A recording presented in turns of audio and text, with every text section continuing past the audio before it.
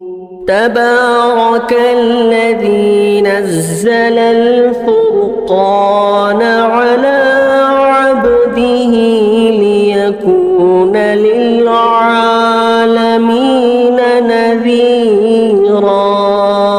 بسم اللہ الرحمن الرحیم۔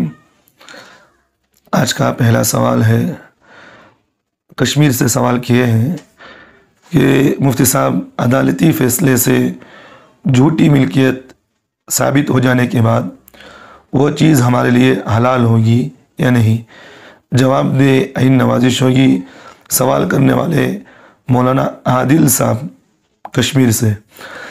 دیکھیے عادل صاحب، آپ کا سوال بہت بہترین ہے اور یہاں جو عمومی طور پر یہ چیز پائی جا رہی ہے، تو اس لیے میں اس سوال کے جواب کو تھوڑا تفصیل سے بتا دیتا ہوں تاکہ اس کو ہر ایک کا اس کا فائدہ ہو۔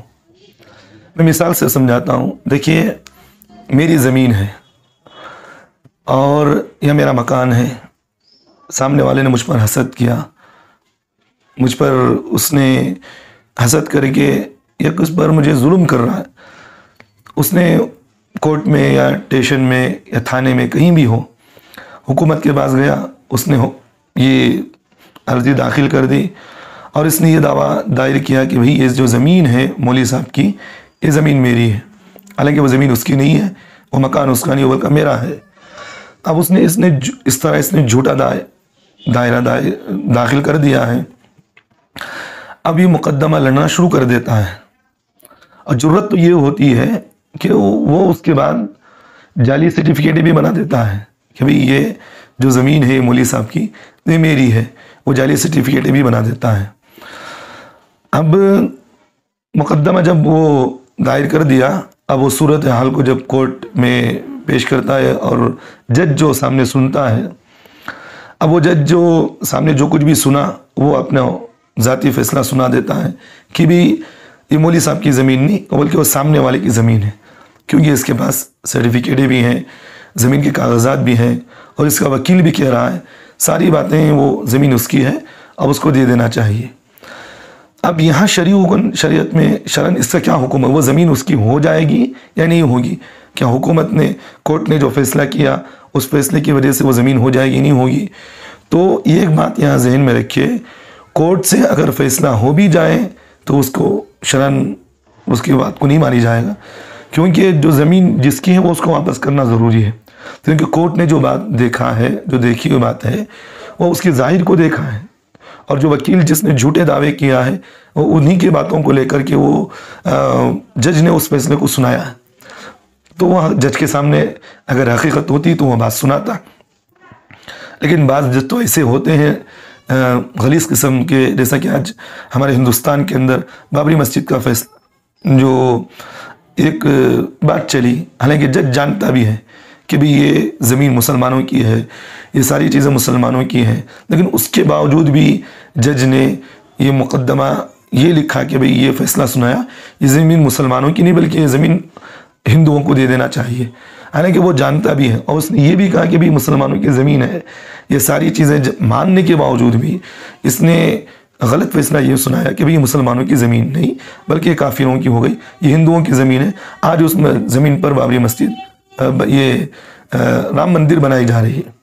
تو اس طرح کی جو بات ہے وہ ملکیت مسلمانوں کی رہے گی، وہ ملکیت میری ہی رہے گی، وہ کسی غیر کی ملکیت میں نہیں جائے گی، اور جس نے جھوٹا جو دعویٰ کیا ہے اس نے غلط کیا، اور وہ زمین جو اس نے جھوٹا دعویٰ کر کے لیا ہے اس کو واپس کرنا ضروری ہے۔ تو یہاں تک ایک بات ہو گئی۔ یہ تو آج عمومی طور پر ہے کہ بھی کئی لوگوں کی ایسی زمین ہمارے پاس آتے ہیں، کہتے ہیں کہ مفتی صاحب ہمارے پاس ایک آدمی ہے جو میرے گھر کے سامنے رہتا ہے، یا میرا رشتہ دار ہے یا کوئی دوسرا ہے، اس نے مجھ پر ظلم کیا، مجھ پر حسد کیا، کورٹ میں اس نے فیصلہ دائر کیا ہے، میری زمین چھین لیا ہے، مفتی صاحب اس شریعت اس کا حکم کیا ہے؟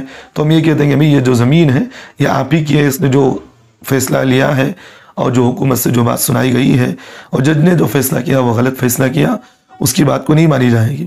اور ایک حدیث سے میں بات سمجھاتا ہوں کہ یہ زمین جو چھینا ہے، شریعت میں اس زمین کا کیا حکم ہے، میں آپ کو یہ بات سے سمجھاتا ہوں۔ صحیح بخاری کی ایک روایت اور مشکات کے اندر بھی روایت لکھی ہوئی ہے، ام المؤمنین ام سلمہ رضی اللہ عنہ فرماتی ہے کہ سرکار دو عالم صلی اللہ علیہ وسلم نے ایک مرتبہ فرمایا کہ لوگوں سے مخاطب ہو کر فرمائے، لوگوں میں انسان ہوں، میں بشر ہوں، میرے سے کبھی بھول ہو سکتی ہے، میں کبھی کسی کو غلط فیصلہ بھی کر سکتا ہوں، کیونکہ میں بشر ہوں، میں انسان کی ظاہری طور پر دیکھ کر اس کا فیصلہ نافذ کر سکتا ہوں۔ ایسے تو بہت سارے مثالیں ہیں جو اللہ کے رسول صلی اللہ علیہ وسلم نے ظاہری اعتبار سے فیصلے کیے ہیں۔ تو اللہ کے رسول صلی اللہ علیہ وسلم نے فرمایا کہ مثال کے طور پر میرے پاس اگر دو لوگ آئے، ان میں سے ایک ظالم ہے، ایک مظلوم ہے۔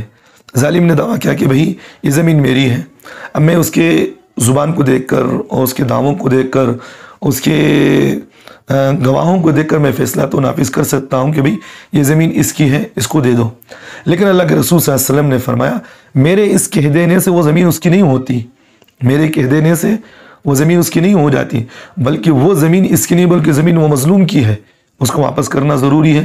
اگر یہ پھر بھی اگر وہ زمین جانتے ہوئے بھی وہ ظالم اپنے پاس رکھ لے تو گویا کہ اس کی مثال ایسی ہے کہ اس نے آگ کا ٹکڑا، اللہ کے رسول نے فرمایا گویا کہ میں نے اس کے حوالے آگ کا ٹکڑا کیا ہے، جہنم کی آگ کا ٹکڑا اس کے حوالے کیا ہے۔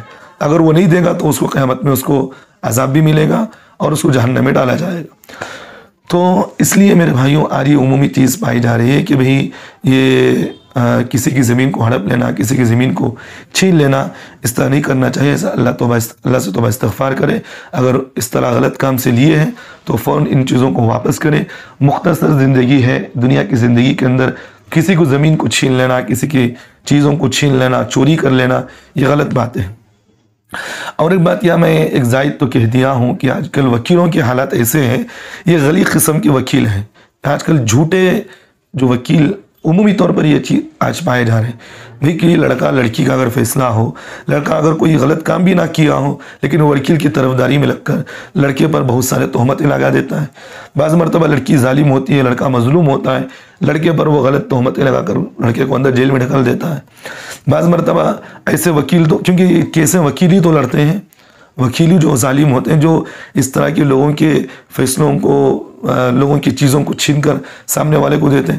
کوئی آدمی کسی کو قتل کر دیا تو وکیل کہتا ہے کہ بھئی میرا آدمی نے کسی کو قتل نہیں کیا، میرا آدمی کو باہر نکالو، حالانکہ وکیل جانتا ہے کہ اس نے قتل کیا ہے۔ تو یہ غلط جو گواہی دے رہا، اللہ کے رسول نے فرمایا غلط دینے والا گواہی بھی جہنم میں جائے گا۔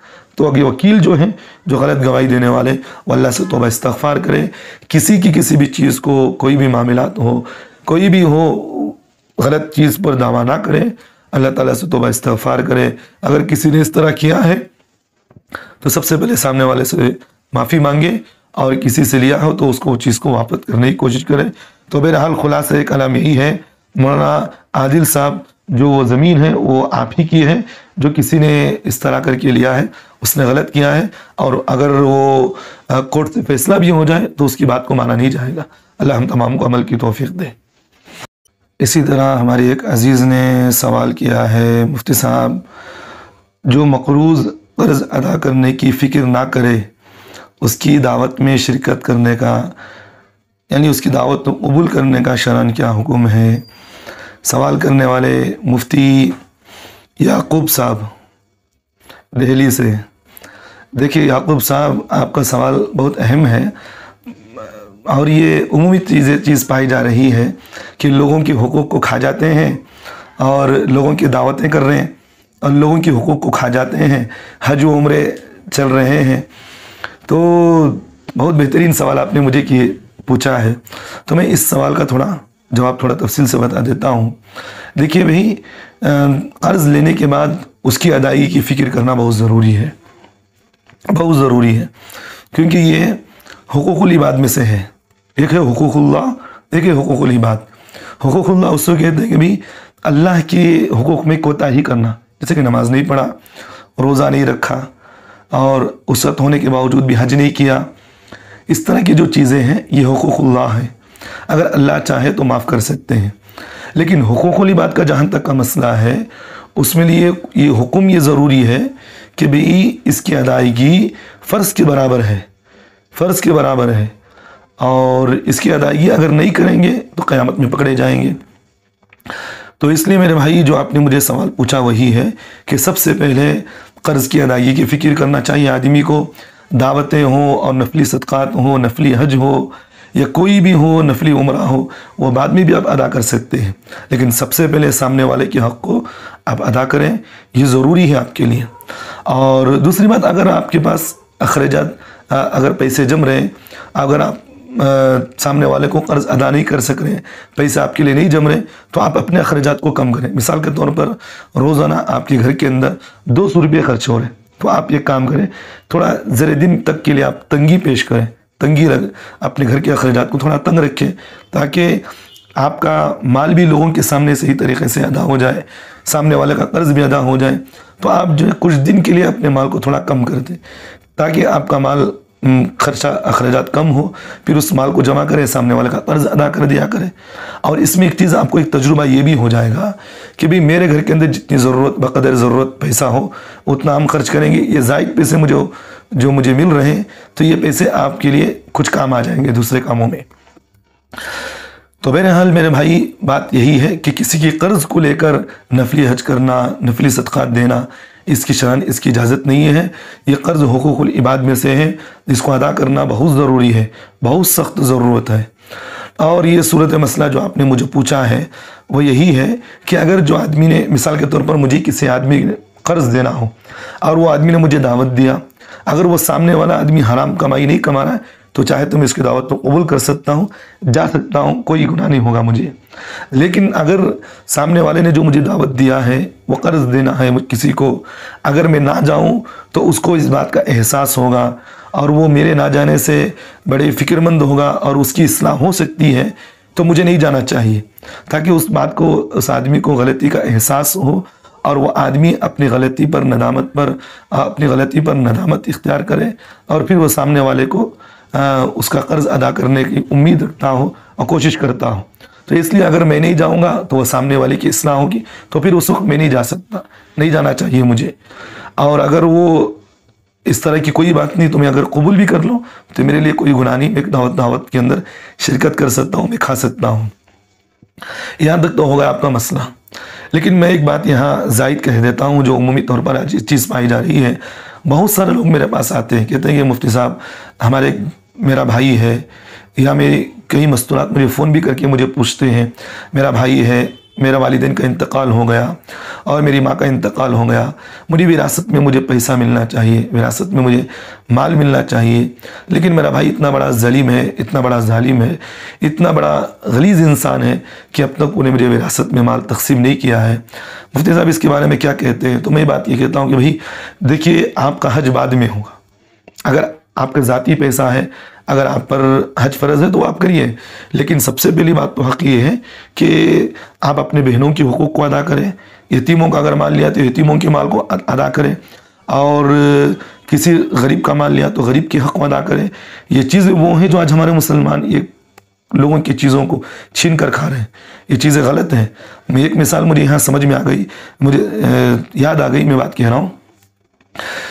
بعض مرتبہ اس طرح ہوتا ہے کہ بھئی کسی کا باپ کا انتقال ہو گیا، اب اس کے باپ نے مال چھوڑا ہے، اس کا باپ نے مال چھوڑا ہے، لیکن اتنے غلیظ قسم کے اس کے باپ کے بھائی ہوتے ہیں، چاچا ہوتا ہے یا تایا ہوتے ہیں، وہ اتنے غلیظ قسم کے ہوتے ہیں، وہ یتیم اپنے بھتیجوں کو، بھانجیوں کو، یا کوئی بھی ہو، اپنی بہنوں کو اپنا وراثت کا مال نہیں دیتے ہیں، ان کو ستاتے ہیں، کہتے ہیں کہ بھئی آج نہیں، ہم کل دیں گے۔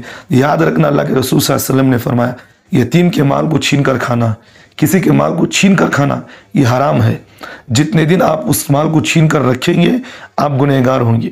اس لیے سب سے پہلے اپنے مال کو، جو آپ نے یتیم کے مال کو رکھا ہے، آپ واپس کریں۔ اگر آپ واپس نہیں کریں گے، اس کا وبال تو دنیا میں بھی ملے گا، آخرت میں ملے گا ہی ملے گا، کیونکہ یتیم کی آہ اللہ کے عرش کو ہلا دیتی ہے۔ اللہ کے رسول اللہ تعالیٰ نے قرآن مجید میں فرمایا، ان الذین یأکلون اموال الیتامی ظلما انما یأکلون فی بطونہم نارا۔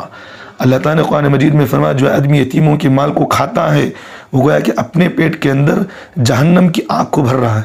تو علماء مفسرین نے اس جگہ پر لکھا ہے، اس کا عذاب قیامت میں ایسے ہوگا، وہ قیامت میں جو اللہ کے سامنے حاضر ہوگا تو اس کے منہ سے، اس کے آگ سے، پیٹ میں سے آگ نکلتی ہوئی ہوگی۔ لوگ اس کو دیکھ کر کہیں گے یہ وہ شخص ہے جو دنیا کے اندر یتیموں کے مال کو کھاتا تھا۔ تو اس لیے سب سے پہلے یتیموں کے مال کو ادا کریں. اگر اپنی بہنوں کے حق کو ادا نہیں کیا ہے، اپنے بھائیوں کی وراثت تقسیم نہیں کی ہے، سب سے پہلے وراثت کو تقسیم کریں. اگر آپ اپنی بیٹیوں کی شادیاں کرنا چاہ رہے ہو تو آپ اپنے پیسوں سے کریں. یتیموں کے حق کیا مارتے ہیں آپ؟ کیا حق ہے آپ کو مارنے کا؟ یہاں تک کہ اللہ تعالیٰ نے قرآن مجید میں فرمایا جس کا انتقال ہو جائے سب سے پہلے اس کی وراثت کو تقسیم کرو. اگر آپ کسی کا قرض لیے ہیں تو سب سے پہلے اس قرض کو ادا کرنے کی کوشش کرو. یہ نہیں کہ آپ حج کر رہے ہو، حج پر حج کر رہے ہو، لوگوں کے مال کو ہڑپ رہے ہو، بہنوں کے مال کو ہڑپ لیا، بھائیوں کے مال کو ہڑپ لیا، اور کسی بیوہ کے مال کو ہڑپ لیے ہو، اور کسی پڑوس کے مال کو ہڑپ لیے ہو. سب کے مال کو کھاتے ہوئے شرم نہیں آتی کہ اللہ کا خوف نہیں ہے تمہیں؟ اس لیے میرے بھائی سب سے پہلے بات ذہن میں رکھے، اگر کسی کا قرض ہے تو قرض ادا کریں. جو کچھ بھی دعوتیں ہوں، جو کچھ بھی آپ کی اپنی بیٹی کی شادی بھی ہو تو آپ شادی کے خرچے کے اندر ضروری نہیں ہے کہ یہ سب چیزیں رسم و رواج آپ نے جو شروع کی ہیں وہ ضروری نہیں ہے. حالانکہ شریعت کے اندر شادی کو اتنی سادگی کے ساتھ رکھا گیا ہے. یہ ساری ذمہ داری مرد پر رکھی ہے، عورت پر کوئی ذمہ داری نہیں. عورت پر کوئی ذمہ داری نہیں ہے، نہ جہیز دینا اس کے لیے ضروری ہے، نہ اس کے لیے کوئی چیز ضروری ہے. خالی مرد کے لیے ذمہ شادی میں یہی ہے، مہر ادا کرنا مرد کی ذمہ ہے، اپنی وسعت کے مطابق ولیمہ کرنا یہ مرد کی ذمہ ہے. عورت کی ذمہ کیا ہے؟ یہ آج ہمارے معاشرے کے اندر یہ چیزیں ہو گئی ہیں. اگر آپ کی بیٹی کی شادی بھی ہو تو آپ بعد میں کیجیے گا، پہلے یتیموں کے مال کو ادا کریں، یتیموں کے حقوق کو ادا کریں. آپ اس طرح کا نہیں کرنا، اس طرح نہ کریں.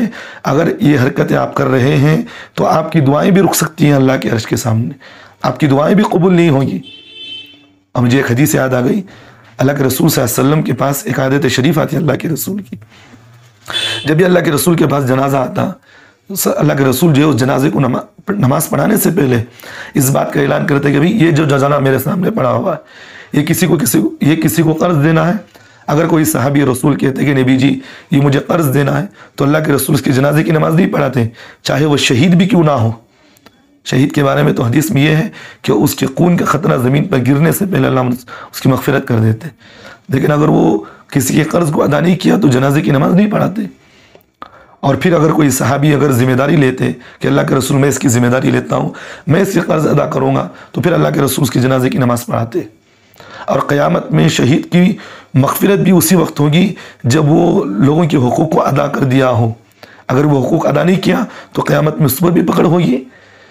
تو اس لیے میرے بھائی مجھے یہ سوال بہت اہم نظر آیا، اس لیے میں نے اس بات کو تھوڑا لمبی کر دیا ہے اور بتا دیا ہوں. اس لیے ذہن میں رکھے، اس طرح قرض لے کر ادائیگی کے بغیر کسی کے قرض کو ادا کے بغیر یہ نفلی جو صدقات کرنا، یہ نفلی جو دعوتیں کرنا، یہ سب بعد میں ہے. پہلے کسی کے قرض کو ادا کریں. یتیم کا مال ہے تو پہلے ادا کریں، بھائیوں کا مال ہے پہلے ادا کریں، بہنوں کا مال ہے ادا کریں.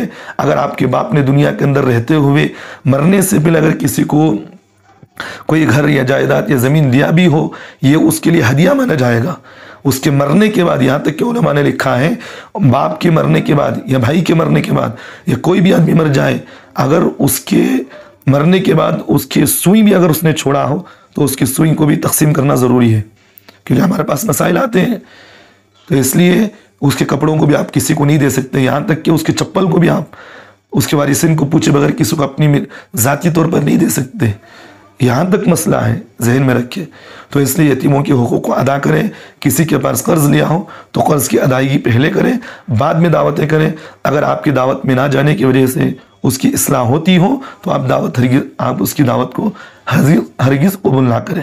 اللہ ہم تمام مسلمانوں کو ہر ایک کے حقوق کو ادا کرنے کے اللہ ہم تمام کو توفیق دے. آمین ثم آمین. اسی طرح مدینہ منورہ سے کسی نے سوال کیا ہے، مفتی صاحب حضور اکرم صلی اللہ علیہ وسلم نے صلح حدیبیہ کے موقع پر جس درخت کے نیچے بیٹھ کر بیعت لی تھی، حضرت عمر رضی اللہ عنہ نے اس درخت کو کٹوا دیا تھا. حضرت عمر رضی اللہ عنہ کے اس فعل سے تبرک بآثار الصالحین کی نفی ہوتی ہے کہ تبرک بآثار الصالحین ناجائز ہے. جواب دے اے نوازش ہوگی سوال کرنے والے مفتی محمد احمد صاحب مدینہ منورہ سے. مفتی محمد احمد صاحب، میں آپ سے بڑا ہمیشہ میں آپ سے بڑا رابطے میں رہتا بھی ہوں، اور میں آپ سے اچھی طرح جانتا بھی ہوں کہ آپ کون ہیں۔ ماشاءاللہ آپ بڑے اچھے معناز عالم دین ہیں، اور پھر آپ مدینہ منورہ کے اندر بہت بہترین کام کر رہے ہیں۔ اللہ آپ کی محنت کو قبول فرمائے۔ اور میرے لیے بڑی خوش نصیبی کی بات ہے کہ آپ نے مجھے سوال کیا ہے، اور میں سمجھتا ہوں کہ یہ سوال میرے لیے کہ امتحان بھی ہوگا۔ اگر اس میں کچھ اونچ نیچ ہو تو میری اصلاح بھی آپ کر سکتے ہیں، لیکن جہاں تک میری تحقیقات ہیں میں اس کو پیش کروں گا، اور میں اس سوال کے جواب کو تھوڑا بھی کھل کر بتاؤں گا، کیونکہ میرے اس کلپ کو اور ہمارے اس سوال جواب کے اندر پڑھے لکھے بھی ہیں اور عوام بھی لوگ ہوتے ہیں جن کو اس بات کا علم نہیں ہوتا۔ تو اس لیے میں مفتی صاحب سے یہی درخواست کرتا ہوں کہ بھئی میں اس سوال کو عمومی طور پر بھی ڈالنا چاہتا ہوں، اور یہ کھل کر بتاؤں گا میں۔ دیکھیے، پہلی بات تو یہ ہے کہ حضرت عمر رضی اللہ عنہ کے اس فعل سے تبرک بآثار الصالحین کی نفی نہیں ہو رہی ہے۔ تبرک بآثار الصالحین کی نفی نہیں ہو رہی، یعنی بزرگوں کے تبرکات یا انبیاء علیہ السلام کی تبرکات کی، ان کی جو تبرکات، ان کی جو چیزیں ہیں، ان تبرکات کی نفی نہیں ہو رہی ہے۔ کیوں نفی نہیں ہو رہی ہے؟ حضرت عمر نے جو درخت کٹوایا تھا وہ بیعت رضوان والا نہیں تھا، بلکہ دوسرا درخت تھا۔ اب یہاں بیعت رضوان کیا ہے، تھوڑا میں بھی اس کی وضاحت کر دوں۔ دیکھیے، بیعت رضوان جو اللہ کے رسول صلی اللہ علیہ وسلم نے حضرات صحابہ سے کیا ہے، وہ کس وقت کیا؟ یہ اس لیے کہ حضرت اللہ کے رسول صلی اللہ علیہ وسلم حج پر جا رہے تھے۔ تو جس وقت اللہ کے رسول حج پر جا رہے تھے تو مکے والوں نے اللہ کے رسول کو صلح حدیبیہ کے موقع پر یہاں جہاں مقام ہے مکے سے باہر، وہاں اللہ کے رسول کو ٹھہرا دیا کہ بھئی یہاں اب حج نہیں کر سکتے، اس سال حج کو نہیں آئیں گے۔ تو اللہ کے رسول صلی اللہ علیہ وسلم بہت دیر تک ٹھہرے رہے۔ اب کفار سے وہاں کوئی جواب نہیں ملا، تو اللہ کے رسول نے حضرت عثمان رضی اللہ عنہ کو بھیجا، حضرت عثمان غنی کو بھیجا، یہ کہا کہ تم جا کر وہاں سے اجازت لے کر آؤ تاکہ ہم حج کے لیے جائیں۔ تو حضرت عثمان رضی اللہ عنہ جب گئے وہاں پر مکے میں گئے، اب مکے والوں سے بات کیے۔ اب جس وقت حضرت عثمان کا آنے کا وقت تھا وہ نہیں پہنچے، تو حضرت صحابہ کے اندر یہ بات چیمیں گوئیاں شروع ہو گئی، یہ بات اٹھ گئی کہ بھئی حضرت عثمان کو شہید کر دیا گیا۔ اب اللہ کے رسول کو جب اس بات کا علم ہوا کہ جو صحابہ بیٹھے ہوئے ہیں انہوں نے اس بات کہا کہ ابھی ہم نے جہاں تک ہماری قبریں ہیں جہاں ہمیں معلوم ہوئی ہے تو حضرت عثمان کو شہید کر دیا گیا۔ تو اللہ کے رسول کو اس بات کا بڑا غصہ آیا، کیونکہ اس زمانے کے اندر جو قاصد ہوتا ہے، کوئی بھی بادشاہ ہو اپنے قاصد کو بھیجتا ہے، اگر کسی قاصد کو قتل کر دیا جائے تو بہت اس کو بڑا ظالم سمجھا جاتا تھا، اور یہ اصول کی خلاف ورزی ہوتی، پھر اس کے خلاف علیہ اعلان جنگ کیا جاتا تھا۔ تو حضرت عثمان رضی اللہ عنہ جو مکے میں گئے تھے، پھر واپس آنے میں کچھ دیری ہو گئی، تو اللہ کے رسول نے غصے میں حضرت صحابہ کے ساتھ ایک بیعت فرمایا اس درخت کے نیچے، جسے بیعت رضوان کہتے ہیں، کہ حضرت صحابہ سے کہا کہ بھئی اگر حضرت عثمان شہید ہو گئے تو ہم جنگ کریں گے، چھوڑیں گے نہیں۔ تو جس درخت کے نیچے اللہ کے رسول نے بیعت کیا ہے اسے بیعت رضوان کہتے ہیں، یہ بات ہے۔ تو حضرت عمر رضی اللہ عنہ کے بارے میں یہ کہا جاتا ہے کہ حضرت عمر نے اس درخت کو کٹوا دیا، یہ بات کہی جاتی ہے۔ اب حضرت صحابہ کو تو اس بات کا علم تھا کہ بھئی وہی درخت جس کے نیچے اللہ کے رسول بیعت کی، حضرت صحابہ کو تو اس بات کا علم تو ہوگا۔ لیکن جب صحیح بخاری کی ایک روایت ہے، جب دوسرے سال حضرت صحابہ حج کے لیے گئے، پہلے سال تو نہیں کر سکے، واپس آ گئے، دوسرے سال جب حضرت صحابہ حج پر گئے تو حضرت صحابہ کو اس بات کا علم ہی نہیں ہے کہ وہ کون سا درخت تھا۔ درخت تو ان کو معلوم تھا کہ بھئی فلاں درخت کے نیچے اللہ کے رسول نے ہم سے بیعت لی، ان کو تو اتنا تو معلوم تھا، لیکن ان کو اس بات کا علم نہیں تھا کہ بھئی فلاں درخت وہی درخت ہے، کوئی متعین نہیں کر سکے کہ بھئی وہی درخت۔ اور حضرت صحابہ کے اندر خود اختلاف پایا تھا کہ بھئی درخت کون سا تھا، ان کو معلوم نہیں تھا، ایک بات۔ اور حضرت عمر بھی وہاں موجود تھے، ان کو بھی اس بات کا علم نہیں تھا۔ اور اسی طرح تفسیر کی کتابوں کے اندر یہ بات لکھی ہوئی ہے کہ حضرت عمر رضی اللہ عنہ جب حج کو گئے تو حضرت عمر کے ساتھ صحابہ بھی تھے، اور حضرت عمر رضی اللہ عنہ کے ساتھ ان کے ساتھی بھی تھے۔ تو حضرت عمر رضی اللہ عنہ نے جو ہے حضرت صحابہ سے پوچھا کہ بھی وہ کون سا درخت ہے جس درخت کے نیچے ہم نے اللہ کے رسول کے ساتھ بیعت کی تھی، وہ بتاؤ مجھے کون سا درخت۔ تو حضرات صحابہ جو حضرت عمر کے ساتھ تھے انہوں خود وہ اختلاف میں پڑے ہوئے تھے، وہ کہہ رہے تھے کہ بھی فلاں درخت ہے، فلاں درخت، فلاں درخت، وہ خود ان کو متعین نہیں تھا۔ اب یہاں ایک نقطے کی بات یہ ہے کہ اگر حضرت عمر کو وہ درخت معلوم ہوتا تو پھر سوال کرنے کی کیا ضرورت تھی حضرت عمر کو؟ سوال ہے ایک چیز کا، تو پھر حضرت عمر کو سوال کرنے کی کیا ضرورت تھی کہ بھی وہ درخت کو کون سا ہے مجھے بتاؤ؟ بات سمجھ میں آ رہی؟ نہ سمجھنے کی بات ہے۔ تو اس لیے حضرت عمر نے جو درخت کروایا وہ درخت وہ نہیں تھا، بلکہ وہ درخت دوسرا تھا۔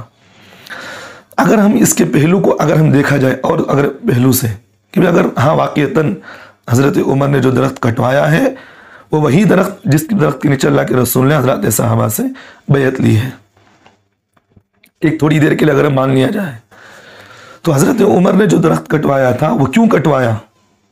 ایک سوال ہوتا ہے کیوں کٹوایا بھائی؟ کتابوں کے اندر یہ بات لکھی ہوئی ہے، حضرت عمر نے اس لیے درخت کو کٹوایا کہ لوگ اس درخت کے پاس جا کر نماز پڑھا کرتے تھے، اور اس کو تبرکاً نماز پڑھتے ہوئے نہ کر کہ بھئی اس جگہ پر نماز پڑھنا چاہیے کیونکہ اللہ کے رسول یہاں بیٹھے ہیں، وہ تبرکاً جا کر نماز پڑھا کرتے تھے۔ اب حضرت عمر کو اس بات کا اندیشہ ہونے لگا کہ بھئی اگر یہ چیز باقی رہی، اگر ایسے ہی تسلسل باقی رہا، لوگ جا کر نماز پڑھ رہے ہیں اس درخت کے پاس، اگر یہی تسلسل باقی رہا تو آگے چلتے چلتے لوگ اس درخت کو جا کر سجدہ بھی کریں گے، اور پھر اسے یہ سمجھ دیں کہ بھئی یہ مؤثر حقیقی درخت ہے، یہ اب ہم لوگ اس درخت کو ماننا شروع کریں گے، کیونکہ شیطان انسان کے ہمیشہ عقائد پر عمل کرتا ہے، حملہ کرتا ہے۔ جہاں انسان کا عقیدہ تھوڑا گڑبڑ نظر آیا وہاں شیطان اسے حملہ کرنا شروع کر دیا۔ تو حضرت عمر رضی اللہ عنہ کے اگر عمل کو ہم مان بھی لے کے حضرت عمر نے اس درخت کو کاٹا بھی ہے، کٹوایا ہے، تو اگر اس بات کو مان بھی لیا جائے تو الگ پہلو سے ہم یہ دیکھیں گے بھی اس لیے کٹوایا کہ وہاں لوگ جا کر نماز پڑھنے لگے۔ اب آگے چلتے چلتے لوگوں کے اندر یہ عقیدہ بن سکتا ہے کہ بھئی یہ واقعتاً یہ درخت بہت اچھا ہے، مؤثر حقیقی ہے، اب اس کے سامنے سجدہ کریں گے، اس کی پوجا پاٹ شروع ہوگی۔ تو حضرت عمر نے اس اندیشے سے اس درخت کو ختم کیا کہ آگے چلتے چلتے یہاں شرک و بدعت شروع ہوگی، اس لیے حضرت عمر نے درخت کو کٹوایا۔ تو حقیقی بات تو یہی تھی بھی حضرت عمر نے وہ درخت نہیں بلکہ دوسرا درخت کٹوایا تھا، کیونکہ لوگوں کے اندر وہ درختیں الگ الگ بات چل رہی ہے۔ کیونکہ آج بھی ہم جہاں تک میری تحقیق ہے، میں نے جو تحقیق کیا وہ آج بھی انٹرنیٹ پر یہ چیز بتائی جاتی ہے کہ وہ درخت آج بھی موجود ہے۔ بات سمجھ میں آ رہی ہے؟ آج بھی وہ درخت موجود ہے، وہ درخت تو نہیں کٹوایا گیا۔ دیکھا کہ خود انٹرنیٹ میں آپ مار کر دیکھیں وہ درخت بتایا جاتا ہے کہ بھئی وہی درخت موجود ہے آج بھی۔ تو حضرت عمر نے دوسرا درخت کٹوایا ہے۔ تو بہرحال آج ہمارے مسلمانوں کے عقیدے بھی ہم دیکھتے بھی ہیں، تو دیکھیں آپ اہل بدعت جو بدعتی حضرات کے لوگ ہیں، آج پتھر کے سامنے سجدہ ہو رہا ہے، درخت کو جو ہے چکر کاٹا جا رہا ہے، اور کوئی ایک بمبو لگا دیا گیا لوہے کا، اس کے اوپر جھنڈے لگا دیے گئے۔ اب یہ سمجھتے ہیں کہ یہ جھنڈا جو ہے ہمارے لیے ہر طریقے کی کامیابی دے گا، اس جھنڈے کے اطراف چکریں کاٹ رہے ہیں، اس جھنڈے کے سامنے سر جھکا رہے ہیں، اور وہاں فاتحہ بھی ہو رہی ہے، اور اس کے عرس بھی نکل رہا ہے، اس کی جلوسیں بھی نکل رہی ہیں، اور درگاہوں کے سامنے تو سر جھک بھی رہی ہے، اس کے طواف بھی ہو رہے ہیں۔ حالانکہ یہ سب چیزیں حرام ناجائز گناہ ہے۔ اللہ تعالیٰ ہر گناہ کو معاف کر سکتے ہیں انسان کی۔ شراب پیا اللہ معاف کر سکتے ہیں، جوا کھیلا اللہ معاف کر سکتے ہیں، چوری کی اللہ معاف کر سکتے ہیں، زنا کرے اللہ معاف کر سکتے ہیں، لیکن شرک ایک ایسا گناہ ہے جس کو اللہ معاف نہیں کریں گے جب تک کہ انسان سچے دل سے اس کی توبہ نہ کر لے۔ اللہ تعالیٰ نے قرآن مجید میں فرمایا، سورۃ اللقمان کے اندر اللہ فرمائے ان الشرک لظلم عظیم، اللہ کے علاوہ کسی اور کی شرک کرنا، کسی اور کی عبادت کرنا، یہ اللہ کو بہت بڑا، اس عمل سے اللہ کو غصہ بھی آتا ہے، اللہ اس سے غصہ ہوتے ہیں، اور شرک ہی جو جس کو اللہ تعالیٰ دنیا کے اندر نبیوں کے ذریعے سے ختم فرمایا ہے۔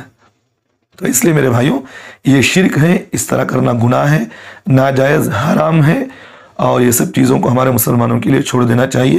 تو اس لیے حضرت عمر رضی اللہ عنہ کی اس عمل سے تبرک بآثار الصالحین کی نفی نہیں ہو رہی ہے، بلکہ حضرت عمر نے کچھ الگ کام کیا ہے جو حضرت عمر کے لیے ضروری تھا، وہ کام انہوں نے کیا ہے، اور وہ درخت حضرت عمر نے نہیں کٹوایا، وہ درخت دوسرا تھا جو حضرت عمر نے کٹوایا ہے۔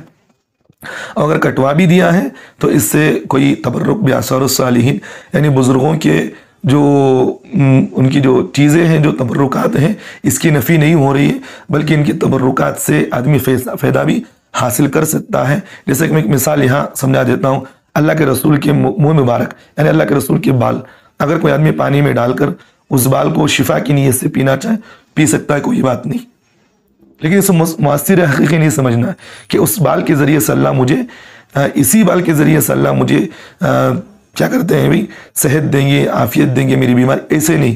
اگر کوئی آدمی اس کو پینا چاہے تبرک کے طور پر پی سکتا، کوئی بات نہیں. اور علماء دیوبند اس کے قائل بھی ہیں اور جمہور علماء اس کے اجازت بھی دیتے ہیں، کوئی بات نہیں پی سکتے آپ. لیکن اس کو مؤثر حقیقی سمجھنا یہ غلط ہے، یہ شرک ہے، یہ گناہ ہے. اللہ ہم تمام کو عمل کی توفیق دے. امید ہے کہ مفتی صاحب کو یہ مسئلہ ہمارا سمجھ میں آ گیا ہوگا، اور اللہ تعالیٰ سے دعا کرتے ہیں کہ اللہ ہم تمام کو عمل کی توفیق بھی دے. ایک بھائی جن کا نام عبداللہ ہے بنگلور سے، انہوں نے سوال کیا کہ مفتی صاحب فون کرنے والے کو سنانے کے لیے موبائل میں گانا لگانا، اس کا شرعاً کیا حکم ہے؟ اور اگر کوئی فون کرنے والا اس گانے کو سنے تو اس کا وبال سننے والے کو ہوگا یا سنانے والے کو ہوگا؟ بہت بہترین سوال ہے بھائی، آپ نے سوال کے اندر ہی سوال بڑا، یہ خیر اچھی بات ہے. تو دیکھیے بھائی، جس طرح موبائل میں اس طور پر گانا فٹ کرنا کہ بھائی کسی کو سنائی دے، مثال کے طور پر میں کسی کو فون کیا، سامنے والے کے فون کے اندر گانے سنائی دے رہے، تو اس طرح گانا فٹ کرنا ناجائز گناہ حرام ہے. کیونکہ اللہ کے رسول صلی اللہ علیہ وسلم دنیا کے اندر جو آئے ہیں، اس میں ایک مقصد یہ بھی اللہ کے رسول نے فرمایا کہ میں دنیا سے گانے بجانے کو ختم کرنے کے لیے آیا ہوں. تو اللہ کے رسول صلی اللہ علیہ وسلم نے اس چیز کو توڑنے کا حکم فرمایا، اور گانے بجانے والوں کو اور گانا جو کچھ بھی اس میں کرنے والے ہیں ان پر اللہ کے رسول نے لعنت فرمایا. تو اس لیے میرے بھائی پہلی بات تو یہ ہے کہ بھائی آپ اپنے فون سے اس گانے کو نکال دیا کریں. اگر آپ نہیں نکالیں گے تو گنہگار ہوں گے. تو اس لیے جس طرح گانا سننا بذات خود گناہ ہے، اسی طرح کسی کو سنانا بھی ناجائز گناہ اور حرام ہے. کیونکہ وہ سامنے والا جب گانا سنے گا تو وہ لذت کے طور پر سنے گا، بھی سناؤ مجھے تو سننا ہی ہے. تو گویا کہ اس کو دو گناہ ملیں گے، ایک تو سنانے کا، ایک تو اسے گناہ کے اندر ملوث کرنے کا، دو گناہ اس کو ملیں گے. اور تیسری بات یہ ہوگی کہ بھی سامنے والے کو تم دعوت دے رہے ہو کہ تم بھی اس طرح کرو. اگر وہ آدمی بھی اگر اپنے فون کے اندر اس طرح وہ داخل کرے گا، تو جو آدمی نے اس کو دعوت دیا ہے فون میں اس طرح رنگ ٹون لگا کر، تو سامنے والا جو اگر غلط کام کرے گا تو اس کا بھی اس کو گناہ ملے گا. تو اس لیے میرے بھائی اس طرح کی حرکتیں نہ کریں. آج کل یہ عمومی دیکھا جا رہا ہے کہ کاروں کے اندر ہو، آٹوؤں کے اندر، گاڑیوں کے اندر، سواریوں کے اندر، شادی بیاہ کے اندر، اور یہ عمومی ہو گیا گھروں کے اندر، یہ عمومی ہو گیا کہ بھی مسلمانوں کے گھروں کے اندر گانے کی آوازیں آ رہی ہیں. تو اللہ کے رسول صلی اللہ علیہ وسلم نے اس آدمی پر لعنت فرمائے جو آدمی گانا بجاتا ہو، گانا سناتا ہو اور اس کی طرف دعوت دیتا ہو. اور دوسری بات آپ نے مجھے یہ بھی پوچھا ہے کہ میں فون کال پر گانا سننے کی وجہ سے اس پر گناہ ہوا نہیں ہوا. دیکھیں بھی اگر آپ کا ارادہ یہ ہے کہ بھئی میں گانا تو نہیں سننا چاہ رہا ہوں، صرف مجھے لگا دیا، فون لگایا، گانے کی آواز آئی، آپ نے فون کو ہٹا دیا تاکہ یہ آواز جو میرے فون کے اندر جو آ رہی ہے میں اس آواز کو ہٹا دیا ہوں. جب وہ فون اٹھایا تو پھر میں نے اس کو بات کیا. اگر آپ کا ارادہ اس طرح ہے تو اگر آپ بغیر ارادے کے آپ کے کان میں آواز پہنچ بھی گئی ہے تو آپ کو کوئی گناہ نہیں ہوگا انشاءاللہ، اور اس سے آپ بری ہوں گے. اور جس نے آپ کو اس گناہ کے اندر ملوث کیا ہے اس کو ضرور اس کا گناہ کا وبال ملے گا. لیکن میں آخری ایک بات یہ بھی آپ سے کہتا ہوں، جس آدمی کو یہ چیز معلوم ہو گیا کہ سامنے والا اس طرح کی حرکت کر رہا ہے تو وہ آدمی کے لیے یہ ضروری ہے کہ سامنے والے کو دعوت دے اور اس کو سمجھائے کہ بھئی آپ اس طرح کی چیزیں نہ کریں. اور اللہ اس کے رسول اس آدمی پر لعنت فرماتے ہیں جو آدمی دنیا کے اندر گانا بجاتا ہو، گانا سناتا ہو اور گانا گاتا ہو. تو یہ سب چیزیں ہیں جن کو اللہ اس کے رسول نے لعنت فرمائے. تو اس لیے میرے بھائی ان سب چیزوں کو ختم کرنے کی کوششیں کریں. اور یہ چیز اگر کسی آدمی کو دیکھا ہے تو اس کو بتائے. اگر کوئی آدمی کر رہا ہے تو اس آدمی کے لیے ضروری ہے کہ وہ اللہ سے توبہ استغفار کرتے ہوئے ان چیزوں کو ختم کر دیا کرے. اللہ ہم تمام کو عمل کی توفیق دے. سوال کیا ہے مفتی صاحب، عورت کی نماز جنازہ پڑھانے میں اس کے اولیاء اور شوہر میں سے کس کا حق زیادہ ہے؟ سوال کرنے والے محمد عمران صاحب دہلی سے. دیکھیں بھائی، عورت کی نماز جنازہ پڑھانے میں اس کے شوہر کے بنسبت زیادہ جو ہے اس کے اولیاء ہیں. یہ آج عمومی طور پر یہ سوال پوچھا جاتا ہے. اکثر لوگ یہ سوال پوچھتے ہیں کہ حضرت شوہر پڑھائے یا اس کا والد پڑھائے، شوہر پڑھائے یا اس کا بیٹا پڑھائے، شوہر پڑھائے یا اس کا بھائی پڑھائے. یہ عمومی طور پر یہ سوال آج پوچھا جاتا ہے. تو ایک بات ذہن میں رکھیے، اولیاء زیادہ حقدار ہیں بنسبت شوہر کے، کیونکہ شوہر وہ خاوند ہے بیوی کا، وہ اولیاء نہیں ہے، ولی نہیں ہے اس کا. تو اس لیے نکاح کے اندر بھی ایک اصولی بات ذہن میں رکھے، نکاح کے اندر بھی یہی اصول ہے کہ اپنی بیٹی کا نکاح باپ پڑھائے گا، باپ پڑھائے گا. اگر وہ اپنے باپ کو باپ یہ کہتا ہے کہ بھی میری بیٹی کا نکاح یہ میرا بھائی پڑھائے، یہ میرا باپ پڑھائے، اس کا دادا پڑھائے، تو اولیاء حقدار زیادہ ہوں گے بنسبت اس کے شوہر کے.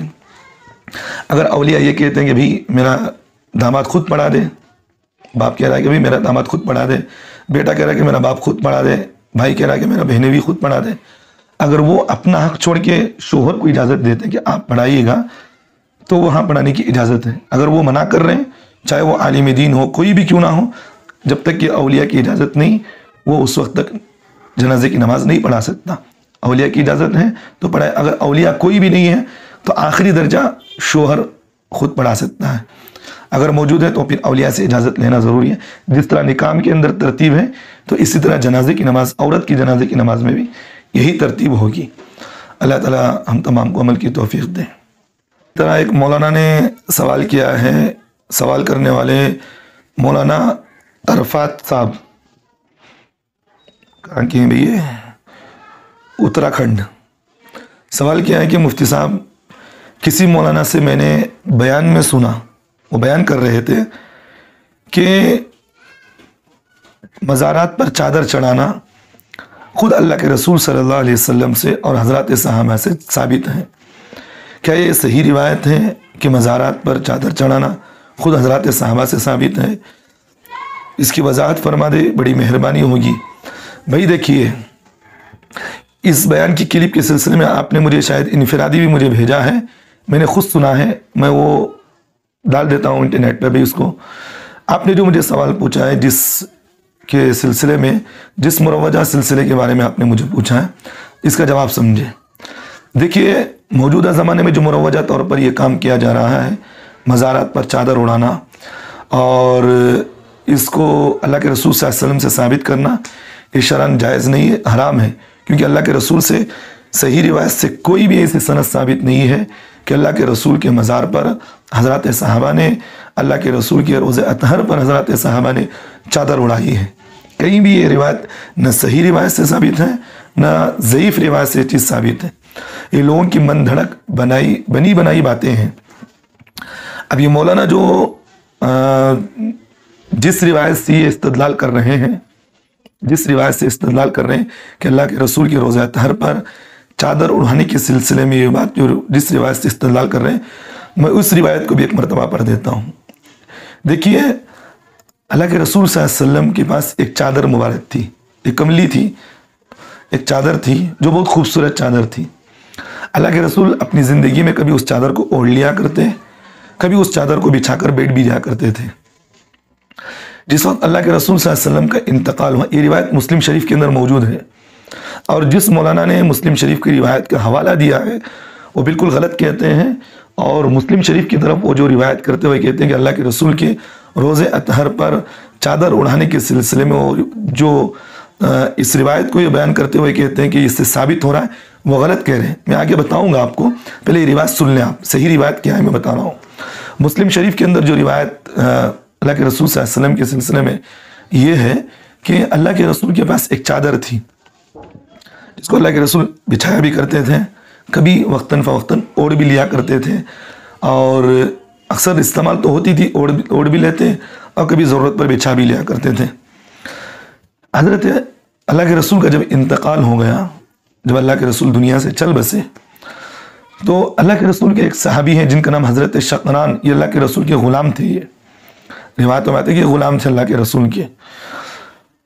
جس وقت اللہ کے رسول کو قبر اطہر میں رکھا گیا تو حضرت شقران رضی اللہ عنہ کے بارے میں یہ بات لکھی ہوئی ہے کہ انہوں نے ایک چیز سوچا کہ بھی جو چیز اللہ کے رسول دنیا کے اندر، ایک ایسی چادر جو اللہ کے رسول کے ساتھ ہمیشہ لگی ہوئی رہتی تھی، یعنی اللہ کے رسول اسے اوپر ڈال لیا کرتے تھے، کبھی ضرورت پر نیچے بچھا بھی لیا کرتے تھے، جو اللہ کے رسول کے ساتھ ہمیشہ جڑی ہوئی تھی، کیوں نہ میں اس چادر کو اللہ کے رسول کے قبر اطہر میں بچھا دوں.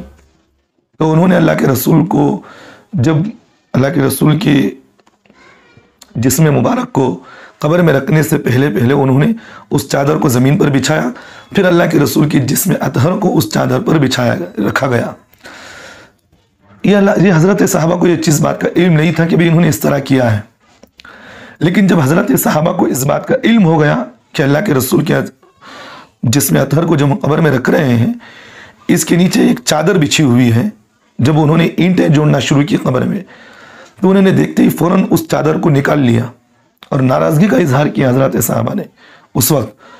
اور کیونکہ حضرت صحابہ اللہ کے رسول کے مزاج اور مزاح سے دونوں واقف سے، دونوں چیزوں سے واقف تھے، اللہ کے رسول کا مزاج کیا ہے، اللہ کے رسول کا مزاح کیا ہے، دونوں چیزوں سے وہ واقف تھے، انہوں نے سمجھتے بھی تھے، کیونکہ اللہ کے رسول کی زندگی کے ہر عمل کو وہ جانتے تھے، کیونکہ امت کے لیے جو اللہ کے رسول نے تاکید کی وہی چیز اللہ کے رسول کے ساتھ حضرت صحابہ نے کیا، کیونکہ اللہ کے رسول صلی اللہ علیہ وسلم نے حضرت صحابہ کو اس بات کی تعلیم دیے تھے کہ قبر کے اندر سوائے انسان کے میت کے کپڑے کے علاوہ کوئی چیز داخل نہ کی جائے، تو وہی چیز اللہ کے رسول کے ساتھ حضرت صحابہ نے کیا۔ تو بہرحال روایت کے اندر یہی بات ہے کہ جس وقت حضرت صحابہ نے اس چادر کو دیکھا فوراً اس چادر کو نکال لیے، ناراضگی کا اظہار فرمایا اور حضرت شقران سے فرمایا کہ بھئی تو آپ نے کیوں رکھا ہے اس کو، تو انہوں نے اس کی وجہ بتائی، تو اس کے بعد حضرت صحابہ نے فرمایا کہ بھئی یہ چیزیں نہیں رکھنا چاہیے، یہ چیزیں غلط ہیں، نہ رکھے۔ تو اس لیے جمہور علماء فقہا کا اور علماء دیوبند اہل سنت والجماعت کا اس بات کا عقیدہ بھی ہے اور اس بات کا فتویٰ بھی یہی ہے کہ قبر کے اندر میت کے سوائے اس کے جسم کے کپڑے کے اور کوئی چیز نہیں رکھی جائے گی، جیسا کہ آج عمومی طور پر دیکھتے ہیں ہم لوگ کہ قبر میں قرآن رکھ دیا جاتا ہے اور اپنے شیخ کی نصیحتیں قبر میں رکھی جاتی ہیں۔ یہ چیزیں نہ کسی صحابی سے ثابت نہیں اور کسی سے ثابت نہیں ہے کہ قبر کے اندر اپنی شیخ کے وہ لکھے ہوئے، زندگی میں نماز نہ پڑھا تو نہ پڑھا، روزہ رکھا یا نہ رکھا وہ الگ بات ہے، نماز پڑھا یا نہ رکھا کوئی بات نہیں، سود کھایا زندگی بھر، زنا کیا زندگی بھر، جھوٹ بولا زندگی بھر، غیبتیں کیا زندگی بھر، کسی پر حسد کیا زندگی بھر، کسی کے مال کو ہڑپایا زندگی بھر، یتیموں کے مال کو کھایا زندگی بھر اور بیواؤں کے مال کو کھایا زندگی بھر، لیکن اس کے باوجود بھی قبر میں یہ نصیحت کر رہا ہے کہ میرے قبر کے اندر میرے شیخ کی بتائی ہوئی ایک نصیحت ہے۔ انہوں نے آج کل یہ عمومی چیز پائی جا رہی ہے، یہ کہتے ہیں کہ بھئی قبر کے اندر اگر کوئی لکھ کر دیتا تھا کہ بھئی شیخ لکھ کر دے دیتے، اگر آپ قبر کے اندر یہ نصیحت یہ لفافہ رکھ لیں تو آپ کسی بھی سوال کا جواب آپ سے نہیں ہوگا، ڈائریکٹ آپ کو جنت مل جائے گی۔ یہ بنی بنائی بات ہے، تفصیلی بات ہے، یہ میں تفصیل میں جائے بغیر میں اس بات کو یہیں ختم کر دیتا ہوں، کیونکہ یہ بات میں چھیڑ دیا ہوں، کبھی الگ میں بتاؤں گا یہ سب چیزیں جو آج ہمارے مسلمانوں کے اندر یہ پائی جا رہی ہیں۔ تو بہرحال اللہ کے رسول صلی اللہ علیہ وسلم کے حضرات صحابہ کے اس عمل سے ثابت ہے کہ قبر کے اندر سوائے جسم کے ساتھ لگے ہوئے کپڑے جسے مردے کے کفن کہتے ہیں اس کے علاوہ کوئی چیز نہ رکھی جائے۔ تو بہرحال صورت مسئلہ جو مولانا صاحب نے بیان میں یہ بات کہی ہے کہ اللہ کے رسول کی قبر اطہر پر مزار شریف پر جو چادر اڑانے کے سلسلے میں انہوں نے جو غلط استدلال کیا ہے، حالانکہ جو چادر رکھی گئی وہ قبر کے اندر رکھی گئی ہے نہ کہ قبر کے اوپر، جنہوں نے مسلم شریف کا بھی انہوں نے اشارہ کیا کہ مسلم کے اندر اس طرح ہے، حالانکہ زندگی بھر انہوں نے کبھی زندگی میں ایک مرتبہ بھی مسلم شریف کو اگر انہوں نے زندگی میں ایک مرتبہ بھی انہوں نے پڑھ لکھا ہوتا، اس کا مطالعہ کیے وہ ہوتے ہیں، تو ایسی غلط باتیں نہ کہتے یہ مولیاں، ایسی غلط باتیں ایسے ملائے نہ کہتے۔ آج یہ بریلوی مسلک کے جو علماء امت کو جو ڈبائے ہیں، جنہوں نے اپنے زندگی کے غرق کو انہوں نے امت کو ڈبایا اور غرق کیا ہے، خدا کی قسم اور کوئی اہل سنت کا لقب لگا کر اتنا ڈبایا نہیں ہے جنہوں نے اتنا امت کو ڈبایا ہے۔ اور بریلوی مسلک کے علماء کو میں جانتا ہوں جنہوں نے اللہ کے رسول کے غلط روایت کو اللہ کے رسول کی طرف منسوب کیے ہیں، تو انہی روایت میں سے یہ روایت بھی جو اللہ کے رسول کی طرف انہوں نے غلط منسوب کیا اور حضرات صحابہ کی طرف انہوں نے منسوب کیا ہے۔ تو بہرحال مولانا صاحب یہی ہے کہ جو مولوی جو کہہ رہا ہے بریلوی مسلک کا، یہ جو کہہ رہا ہے کہ بھی اللہ کے رسول کی قبر اطہر پر چادر چڑھانا خود حضرات صحابہ سے ثابت ہے، یہ 100% غلط ہے، 100% غلط ہے، اللہ کے رسول سے نہ کبھی ثابت ہے نہ حضرات صحابہ سے ثابت ہے۔ جو روایت یہ بیان کر رہا وہ یہی ہے کہ قبر اطہر کے اندر ایک چادر حضرت شقران نے رکھ دی تھی اور حضرات صحابہ نے اس کو دیکھتے ہی فوراً نکالا اور امت کو اس بات کی ترغیب دی قبر کے اندر کوئی چیز نہ رکھی جائے۔ تو یہی بات ہے، کیونکہ حضرات صحابہ نے اس وقت ناراضگی کا اظہار بھی کیا کہ کیوں رکھا تم نے اس چیز کو، تو وہ چادر کو نکالا گیا۔ آج بھی وہ چادر موجود ہے، آج بھی وہ چادر یمن میں یا ترکی میں کہیں موجود ہے، جو اللہ کے رسول ہمیشہ وہ یمنی چادر کو جو اڑا کرتے تھے، آج بھی وہ موجود ہے۔ تو اللہ تعالیٰ سے دعا کرے اللہ ہم تمام مسلمانوں کو صحیح علماء کی اقتدار ہمیں نصیب فرمائے، صحیح علماء کی ان کے ساتھ ہم چلیں، اور صحیح بات ہمیں امت کے اندر پھیلانے کی توفیق عطا فرمائے۔ غلط ملاؤں کی، غلط مولویوں کی باتوں میں پڑھ کر اپنی دنیا آخرت کو برباد کرنے سے اللہ ہم تمام مسلمانوں کی امت کی حفاظت فرمائے، آمین ثم آمین۔ اسی طرح ہمارے ایک عزیز نے سوال کیا ہے، مفتی صاحب یہ حدیث کافی رائج ہے، حتیٰ کہ خاتمہ بالخیر کا عجیب نسخے کے عنوان سے بھی مشہور ہے، جس نے نماز فجر کی سنتیں گھر میں ادا کی تو اس کی رزق میں کشادگی آتی ہے، اور اس سے گھر والوں کے درمیان جھگڑے اور تنازعات کم ہو جاتے ہیں اور ایمان پر خاتمہ نصیب ہوتا ہے۔ تو برائے مہربانی اس حدیث کی وضاحت فرما دے آپ، اور شکر کا موقع عنایت فرمائیں۔ سوال کرنے والے مولانا ہارون صاحب بنگلور سے۔ دیکھیں بھائی، کسی بھی معتبر حدیث کی کتاب کے اندر یہ روایت موجود نہیں ہے، اور کمزور سے کمزور روایت سند کے اندر بھی یہ روایت کہیں بھی موجود نہیں ہے، یہ من دھڑک بات ہے، کہیں لکھی ہوئی بات نہیں ہے۔ اسی کے سلسلے میں علامہ سخاوی رحمۃ اللہ علیہ نے کسی نے پوچھا کہ حضرت کہ یہ بات صحیح ہے کہ اگر کوئی آدمی فجر کی سنتیں گھر میں پڑھے گا تو اس کی رزق میں برکت ہوگی، اگر گھر میں جھگڑے ہو تو جھگڑے ختم ہوں گے، اور خاتمہ اور ایمان پر خاتمہ ہوگا؟ تو علامہ سخاوی رحمۃ اللہ علیہ نے فرمایا اس کی کوئی سند نہیں ہے، یہ جھوٹی ہے۔ تو اس لیے میرے بھائی جو آپ نے مجھے حدیث پوچھا ہے یہ کہیں بھی ثابت نہیں ہے۔ میں آپ سے ایک بات کہتا ہوں، اللہ کے رسول صلی اللہ علیہ وسلم نے فرمایا کہ بھئی کہیں بھی سنی سنائی باتوں کو آپ آگے بیان نہ کریں، تحقیق کریں پہلے آپ۔ تو اس لیے یہ جو باتیں آگے جو پہنچائی جا رہی ہیں کہ اس طرح کرنے سے ایمان پر خاتمہ بالخیر ہو، ایمان پر خاتمہ ہوگا، ایسی کوئی بزرگ کی کتاب میں بھی اس طرح کی کوئی حدیث کی کتابوں میں لکھی ہوئی بات نہیں ہے، یہ جھوٹ ہے، حدیث کی طرف یہ جھوٹی بات منسوب کی جا رہی ہے۔ اور ایک بات یہاں ذہن میں رکھیں، جو بات میں نے کہا یہ صرف فجر کی سنت کے سلسلے میں جو یہ بات کہی جا رہی تھی میں اس کی بات بتایا ہوں، لیکن جہاں تک گھر کے اندر سنتیں پڑھنے کے بارے میں یہ مسئلہ الگ ہے۔ یعنی کہ اللہ کے رسول صلی اللہ علیہ وسلم کی ایک عادت شریفہ تھی، اللہ کے رسول کی عادت تھی کہ ہمیشہ گھر میں سنت پڑھا کرتے تھے، یہ اللہ کے رسول کی سنت ہے۔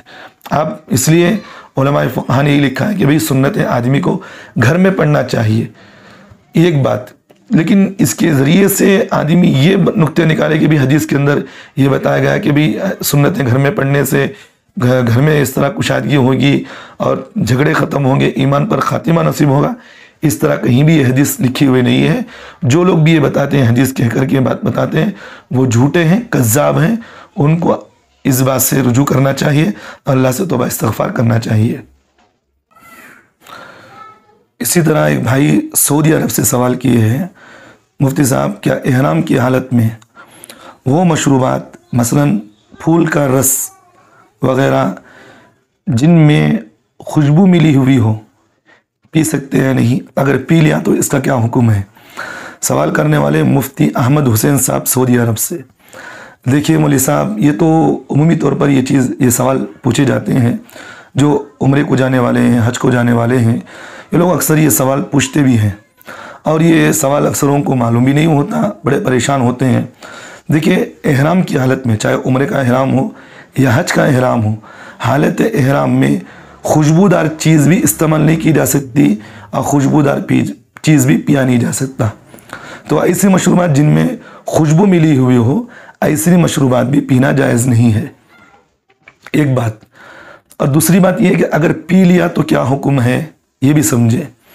پی لیا تو اگر یہ بات یہ ہے کہ اگر احرام کی حالت میں اگر کسی نے ایسا مشروب پیا، یعنی ایسی پینے والی چیز جس کے اندر خوشبو ملی ہوئی تھی، یعنی جس کے اندر خوشبو آ رہی تھی، اگر اس نے تھوڑی مقدار میں پیا ہے، تھوڑی مقدار میں اگر اس نے پیا ہے تو اس آدمی پر صدقہ فطر یعنی 2.25 کلو گندم یا نہیں تو 2.25 کلو گندم کی قیمت ادا کرنا واجب ہے۔ بات سمجھ میں آ گئی؟ تو پھر ایک مرتبہ سمجھ لے، اگر کسی نے حالت احرام میں ایسی مشروبات پیا جس میں خوشبو آ رہی تھی، تو اگر وہ تھوڑی مقدار میں پیا ہے تو پھر اس وقت اس آدمی کو 2.25 کلو گندم یا 2.25 کلو گندم کی مقدار اس کی قیمت ادا کرنا واجب ہے، ایک بات۔ دوسری بات یہ ہے کہ بھئی اگر اس نے زیادہ پی لیا یا تھوڑی تھوڑی کرتے ہوئے 2-3 مرتبہ اس نے پیا ہے، تھوڑی تھوڑی کرتے ہوئے 2-3 مرتبہ اگر اس نے پیا ہے تو پھر اس آدمی پر دم دینا واجب ہوگا۔ تو اس لیے میرے بھائی بات یہی ہے کہ حالت احرام میں خوشبو سے ملی ہوئی اور اسی طرح خوشبودار چیزوں سے بچے، ان کا احرام کی حالت میں پینا جائز نہیں۔ اگر خوشبو نہیں ملی ہوئی ہے اور خوشبودار نہیں ہے تو پھر آپ اس کو پی سکتے ہیں، اس میں کوئی بات نہیں۔ امید ہے کہ آپ کو یہ مسئلہ سمجھ میں آ گیا ہوگا۔ اس طرح دوسرا سوال ہمارے ایک مفتی صاحب بھی خود ہیں سوال کر رہے ہیں۔ مفتی صاحب، عام طور سے مشہور ہے کہ آدم علیہ السلام سے جو مٹی باقی بچی تھی، اس سے اللہ تعالیٰ نے کتے کو پیدا کیا، اسی وجہ سے یہ انسان کے ساتھ سب سے زیادہ وفاداری کا ثبوت دیتا ہے۔ کیا یہ بات صحیح ہے؟ سوال کرنے والے مفتی نذیر حسین صاحب انگلینڈ سے۔ مفتی صاحب، یہ بات تو بعض سوالات ایسے ہوتے ہیں پڑھنے سے ہنسا بھی آتا ہے اور غصہ بھی آتا ہے۔ ہنسا اس لیے آتا ہے کہ بھئی یہ باتیں کہاں سے مل جاتی ہیں، غصہ اس لیے آتا ہے کہ بغیر تحقیق کے لوگ آگے کیسے بڑھا دیتے ہیں۔ تو بہرحال آپ نے پوچھ لیا ہے، بات دراصل یہ ہے، یہ کہیں ثابت نہیں ہے کہ آدم علیہ السلام کی بچی ہوئی مٹی سے اللہ نے کتے کو پیدا کیا، یہ کہیں بھی ثابت نہیں ہے، من دھڑک بات ہے۔ البتہ عمدۃ القاری کے اندر یہ بات لکھی ہوئی ہے، اللہ تعالیٰ نے آدم علیہ السلام کو پیدا کرنے کے بعد جو مٹی بچی ہوئی تھی اس سے اللہ تعالیٰ نے کھجور کے درخت کو پیدا کیا، یہ تو بات ثابت ہے۔ اس لیے حدیث پاک کے اندر اللہ کے رسول صلی اللہ علیہ وسلم نے اکثر ایک انسان کی مثال کھجور سے دی ہے، کہ کھجور کی درخت کی مثال دی ہے کہ اس کے اندر اس طرح کے، اور کھجور کا درخت انسان کے لیے بہت فائدہ مند بھی ہے۔ تو یہ نقطے کی بات میں بتا رہا ہوں، تو اس لیے یہ بات ہم ذہن میں رکھیں، کہیں یہ چیز ثابت نہیں ہے۔ اللہ ہم تمام کو عمل کی توفیق دے۔ سے سوال کیا ہے مفتی صاحب، ہمارے گاؤں میں ایک بچہ پیدا ہوا ہے جو کہ مختون تھا۔ ہمارے علاقے میں اس مسئلے پر بہت اختلاف ہوا ہے، بعض لوگ کہتے ہیں کہ یہ بزرگی کی علامت ہے، بعض کہتے ہیں کہ بچہ ناقص پیدا ہوا ہے۔ اب آپ ہی فیصلہ فرما دیں کہ یہ مختون پیدا ہونا کیسا ہے۔ سوال کرنے والے مولانا مجاہد صاحب دہلی سے۔ دیکھیں مولانا مجاہد صاحب، بچے کا مختون پیدا ہونا یہ قدرت کا ایک کرشمہ ہے، یہ کوئی عیب کی بات نہیں۔ جیسا کہ بعض انبیاء علیہ السلام کے بارے میں معلوم ہوتا ہے کہ اللہ نے انہیں مختون پیدا کیا، بعض بزرگوں کے بارے میں، بعض افراد کے بارے میں یہ معلوم ہوتا ہے کہ اللہ نے ان کو مختون پیدا کیا ہے، یہ کوئی ایسی بات نہیں ہے۔ لیکن اگر آپ نیک فالی کے طور پر بات سمجھے، نیک فالی کے طور پر اگر آپ اس بچے کو بزرگ سمجھنا چاہتے ہیں تو بہت اچھی بات ہے، نیک فال کچھ بھی لے سکتے ہیں آپ، لیکن پھر اسے اسے رنو، پھر ایک مرتبہ ختنہ کرنا، پھر اسے آپ پھر اگر اسے رنو آپ اس کو ختنے کے رواج شروع کر دیں تو یہ صحیح نہیں ہے۔ جو ختنہ جیسا ہو گیا اس کو ایسے ہی رکھے، یہ قدرت کا ایک کرشمہ ہے۔ ایسے تو بہت سارے افراد کو ہم نے بھی دیکھا ہے اور سنا بھی ہے کہ بہت سارے لوگ ایسے ہیں جن کو اللہ نے اللہ نے مختون پیدا کیا، یہ اللہ کا ایک کرشمہ ہے، اس سے کوئی پریشان ہونے کی بات نہیں ہے۔ اسی طرح سوال کیا ہے، سوال یہ ہے کہ مفتی صاحب السلام علیکم ورحمۃ اللہ وبرکاتہ۔ جی بھائی، وعلیکم السلام ورحمۃ اللہ وبرکاتہ۔ سوال یہ ہے کہ جمع بین الاختین کے سلسلے میں وضاحت فرما دیں، اور اگر بیوی کے رہتے ہوئے اس کی سگی بہن سے نکاح کر لے تو شرعاً اس کا کیا حکم ہے، اور اگر بیوی کے ہوتے ہوئے اس کی سگی بہن کو بغیر نکاح کے رکھے اور تو اس کا شرعاً کیا حکم ہے؟ جواب دیں ان نوازشوں کی۔ دیکھیے بھائی، یہ آج ہمارے مسلمانوں کے اندر عمومی یہ چیز پائی جا رہی ہے، اور یہ کہاں پایا جا رہا ہے؟ یہ ہمارے مسلمانوں کے اندر جو کم طبقے کے لوگ ہیں، جسے غریب بھی کہتے ہیں، وہ جو جن کے پاس علم نہیں ہے، ان لوگوں کے گھروں کے اندر یہ چیزیں زیادہ پائی جا رہی ہیں۔ وہ ایک سگی بہن کے رہتے ہوئے دوسری سگی بہن کو اسی کے نکاح میں رکھتے ہیں، حالانکہ ایک اصولی بات یہاں ذہن میں رکھیے، میں مسئلہ سمجھانے سے پہلے بات کہہ رہا ہوں. دو سگے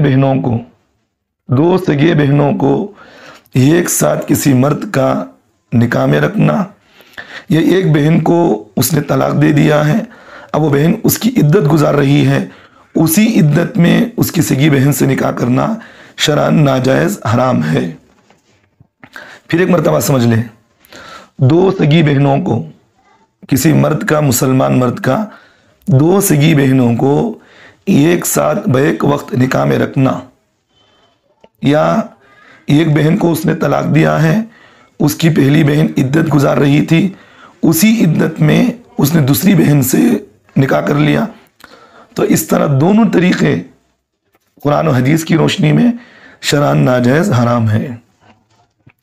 اللہ تعالیٰ نے قرآن مجید میں فرمایا وَأَن تَجْمَعُوا بَيْنَ الْأُخْتَيْنِ إِلَّا مَا قَدْ سَلَفَ، کہ تم دو بہنوں کو ایک ساتھ اپنے نکاح میں نہ رکھو. تو یہ اصولی بات ہو گئی. اب مسئلہ جو آپ نے مجھے پوچھا ہے اس مسئلے کی وضاحت میں کر دیتا ہوں. مسئلہ یہ ہے کہ اگر جس آدمی کے سلسلے میں آپ نے مجھے پوچھا ہے، اگر وہ آدمی ایک ہی مجلس میں دو بہنوں کو اسی وقت بیک وقت الحمدللہ کہا، نکاح میں قبول کیا ہے، تو وہ نکاح فاسد ہے، دونوں کا نکاح نہیں ہوگا. ایک بات. دوسری بات یہ ہے کہ اگر اس نے ایک بہن کو نکاح میں قبول کیا، پھر اس کے بعد دوسری بہن کو نکاح میں قبول کیا ہے، تو پہلا نکاح تو صحیح ہو جائے گا، دوسرا نکاح فاسد ہوگا، اور کتنے دن اگر وہ اپنی بیوی بنا کر اس کو رکھے گا وہ گنہگار ہوگا. دو باتیں ہو گئی. تیسری بات آپ نے مجھے اسی کی ضمن میں بات کہہ رہا ہوں، اور اگر یہ حرکت اس نے کی ہے تو اللہ سے توبہ استغفار کرے. اپنی بیوی کے رہتے ہوئے اس کی بہن سے اپنے تعلقات یا اس کو نکاح میں رکھا ہے، اللہ سے توبہ استغفار کرے، آئندہ نہ کرنے کے عزم کرے، اور اللہ سے ارادہ کرے آئندہ یہ حرکت نہیں کرے گا، اور فوراً اس کو الگ کر دے. اب رہی بات اگر اس کے نکاح میں ہوتے ہوئے اگر اس کو کوئی اولاد ہو گیا ہے، تو وہ اولاد حدیث کی روح سے وہی ہے کہ ابھی وہ اس کی باپ ہی کی طرف منتقل ہوگا، یعنی اس کی باپ کی طرف اس بچے کو منسوب کریں گے. کیسے؟ یعنی کہ اپنی بیوی کے رہتے ہوئے اس نے اپنی سالی سے نکاح کیا ہے، سالی کو نکاح میں جوڑ لیا، اب جو بچہ اس کی نکاح میں رہتے ہوئے وہاں ہے، وہ اس کی بہنوی کی طرف اس کو نسبت کریں گے، یعنی اس کی شوہری کی طرف اس کو نسبت کریں گے. لیکن اس کو جب اس بات کا علم ہو گیا کہ یہ نکاح نہیں ہوا، اس کو ایسے ہی رکھا ہے، تو شرعاً اس کو بات کی اجازت ہے، ضروری ہے کہ بھی وہ فوراً اپنی بیوی کو علیحدہ کر دیں، اور دو بہنوں کو ایک ساتھ نہیں رکھے گا. اگر رکھے گا تو گنہگار ہوگا. اور ایک بات یہاں زائد میں کہہ دیتا ہوں، مسئلہ تو ہو گیا ہے، بات زائد یہ ہے، ہمارے مسلمانوں کے اندر یہ چیزیں اس وقت ہو رہی ہیں، یہ علم کی کمی کی وجہ سے. علماء سے تعلقات نہیں ہیں، علم کی کمی ہے، اپنی انانیت میں یہ ساری چیزیں ہمارا مسلمان کر رہا ہے کہ میں جو چاہے کر سکتا ہوں، شریعت پر کیا عمل کرنا ضروری ہے کیا، یہ چیزیں ہو رہی ہیں. اگر ایک بات یہاں مسئلہ یہ بھی مجھے یاد آ گیا، اگر کوئی آدمی یہ سمجھا کہ بھئی اپنی سالی سے نکاح کرنا حلال سمجھا کہ بھئی حلال کرنے کے بعد کوئی بات نہیں کر سکتے ہیں، قرآن کا علم ہے، اسے مسئلہ بتایا جا رہا ہے کہ بھئی میرے اس طرح دو بہنوں کو نکاح میں رکھنا حرام ہے، وہ جانتے ہوئے بھی اپنی بیوی کو اسی طرح اس کی سگی بہن کو اس کی بہن ہوتے ہوئے دوسری بہن کو بیوی بنا کر رکھا ہے، یہ قرآن کے ساتھ ایک کھلواڑ ہو رہا ہے. اور جانتے ہوئے اس طرح عمل کرنا، وہ اسلام سے نکل جائے گا، وہ کافر ہو گیا. اب اس کی پہلی بیوی سے بھی اس کا نکاح ٹوٹ جائے گا، اب پھر اس کو 80 رنوں توبہ کرنا ہے، کلمہ طیبہ پڑھے گا، پھر اس کو 80 رنوں نکاح کرنا، وہ پہلی بیوی سے نکاح کر سکتا ہے. تو بہرحال میرے بھائی یہی بات ہے، دیکھیے اس طرح نہ کریں، اگر کوئی کرتا ہو تو فوراً اس چیز سے علیحدہ ہو جائے اور اللہ سے توبہ استغفار کریں. اللہ ہم تمام کو عمل کی توفیق دے. اسی طرح کسی عزیز نے سوال کیا ہے، مفتی صاحب مدرسے کے طلباء سے غیر حاضری پر یا اسکول یا کالج میں غیر حاضری پر جرمانہ وصول کرنے کا شرعاً کیا حکم ہے؟ نیز اس رقم کا کسی بھی مد میں استعمال کرنے کا شرعاً کیا حکم ہے؟ جواب تفصیل سے دیں، نوازش ہوگی بھائی. اور یہ بھی لکھا ہے کہ اب ہمارا نام بتائیے گا نہیں، یہ کیا مطلب ہے؟ آپ نام نہ بتائیے گا مطلب خیر اچھی بات ہے. دیکھیے بھائی سوال تو آپ کا بہت بہترین ہے اور یہ چیز تو میں اگر میں بول بھی دوں تو میرے بارے میں کلپ بھی بن سکتی ہے کہ بھئی آپ نے مدرسے اسکولوں کالجوں کے بارے میں آپ نے اس طرح کہا ہے. تو خیر کوئی بات نہیں, شریعت کا جو حکم ہے میں انشاءاللہ وہی بتاؤں گا. جیسا کہ آپ نے مجھے پوچھا کہ بھئی مدرسوں میں یا اسکول یا کالجوں میں بچوں کی غیر حاضری پر یا اسی طرح ضابطے کی خلاف ورزی پر کسی بھی طریقے پر ان سے مالی جرمانہ لینا یا کوئی اشیائی جرمانہ لینا, دونوں باتیں, غیر حاضری پر یا کسی ضابطے کی خلاف ورزی پر بچوں سے مدرسے میں ہو یا اسکول میں یا کالج میں ہو بچوں سے مالی جرمانہ لینا یا اشیائی جرمانہ لینا. میں اشیائی جرمانہ بعد میں بتاتا ہوں. جمہور علماء امت کا اور اسی طرح امام ابو حنیفہ رحمۃ اللہ علیہ, امام محمد رحمۃ اللہ علیہ کے نزدیک متفقہ یہ بات ہے کہ اس طرح کرنا جائز نہیں ہے, گناہ ہے. اگر آپ اس طرح لیں گے تو اصولاً تو یہی ہے کہ بھئی آپ اس طرح نہیں لے سکتے, ان بچوں کے مال کو واپس کرنا ضروری ہے. اگر آپ جرمانے کے طور پر رقم ہے طلبہ سے آپ نے رقم لے لیا, یا نہیں تو کوئی چیز جیسا کہ موبائل ہے, یہ موبائل ہے, یہ چیز تو ہم دیکھ رہے ہیں کہ بھئی مدرسوں کے اندر یا اسکولوں کے اندر کالجوں کے اندر آپ نے کوئی بچے کا موبائل لے لیا یا کوئی بھی چیز آپ نے بچے کا لے لیا ہے تو آپ کے لیے اس بات کی اجازت نہیں ہے کہ آپ اس بچے کے مال کو یا آپ اس بچے کی کسی بھی چیز کو پھوڑنے کی آپ کو اجازت نہیں ہے. کیونکہ اللہ کے رسول صلی اللہ علیہ وسلم کی حدیث ہے, اللہ کے رسول نے فرمایا کسی بھی انسان کے مال کو اس کی اجازت کے بغیر, اس کی دلی کی رضامندی کے بغیر اس کے مال کو آپ نہیں لے سکتے. چاہے جرمانے کے طور پر ہو آپ اس کے مال کو نہیں لے سکتے, یا اس کی چیز ہو کوئی بھی چیز. اگر وہ فون لے کر آیا مدرسے کے اندر آپ ایک ضابطہ بنا دیں کہ بھی مدرسے میں اگر فون لے کر آیا ہم نکال دیں گے, اسکولوں میں کوئی فون لے کر آیا نکال دیں گے, کالج میں لایا نکال دیں گے, خلاف ورزی کرے ہم اسے نکال دیں گے.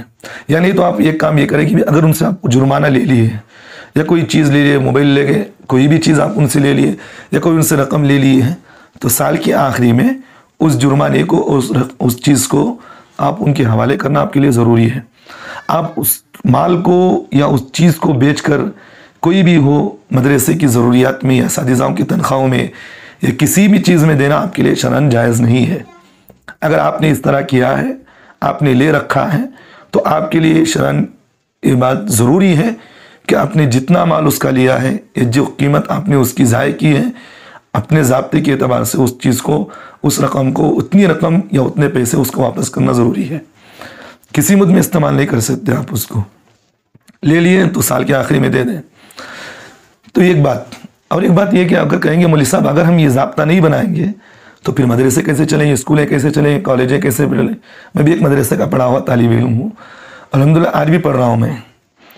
اور ایک ضابطہ آپ یہ بنا دیں کہ اگر کوئی بچہ مدرسے میں ہو یا اسکول کالج میں ہو یہ غیر حاضری رہے گا یا وہ مدرسے کی یا کوئی خلاف ورزی کرے گا یا بے اصولی کرے گا تو ہم انتظامی امور کے اندر جو بھی چیز ہو خلاف ورزی کرے گا تو ہمارا ایک اصول, ایک ضابطہ ہے کہ ہم اس سے 100 روپیہ لیں گے. آپ کو 100 روپیہ دینا پڑے گا. اگر کوئی قانون آپ نے خلاف ورزی کی تو آپ کو 100 روپیہ دینا پڑے گا.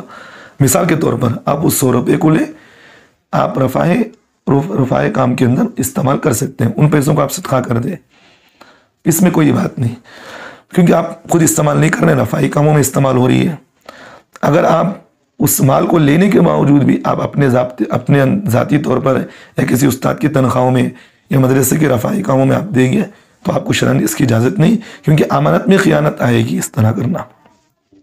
تو اس لیے میرے بھائی بات آپ نے مجھے بہت اہم پوچھ دی ہے تو اس لیے میں بتا دیا ہوں کہ بھائی مدرسے والوں کے لیے, اسکول یا کالج والوں کے لیے کسی بھی چیز میں کسی بھی بچے کی کوئی بھی چیز ہو یا مالی جرمانہ بھی آپ لے رہے ہیں تو اس مالی جرمانہ کو آپ عمومی طور پر سال کے آخری میں واپس کرنا آپ کے لیے ضروری ہے.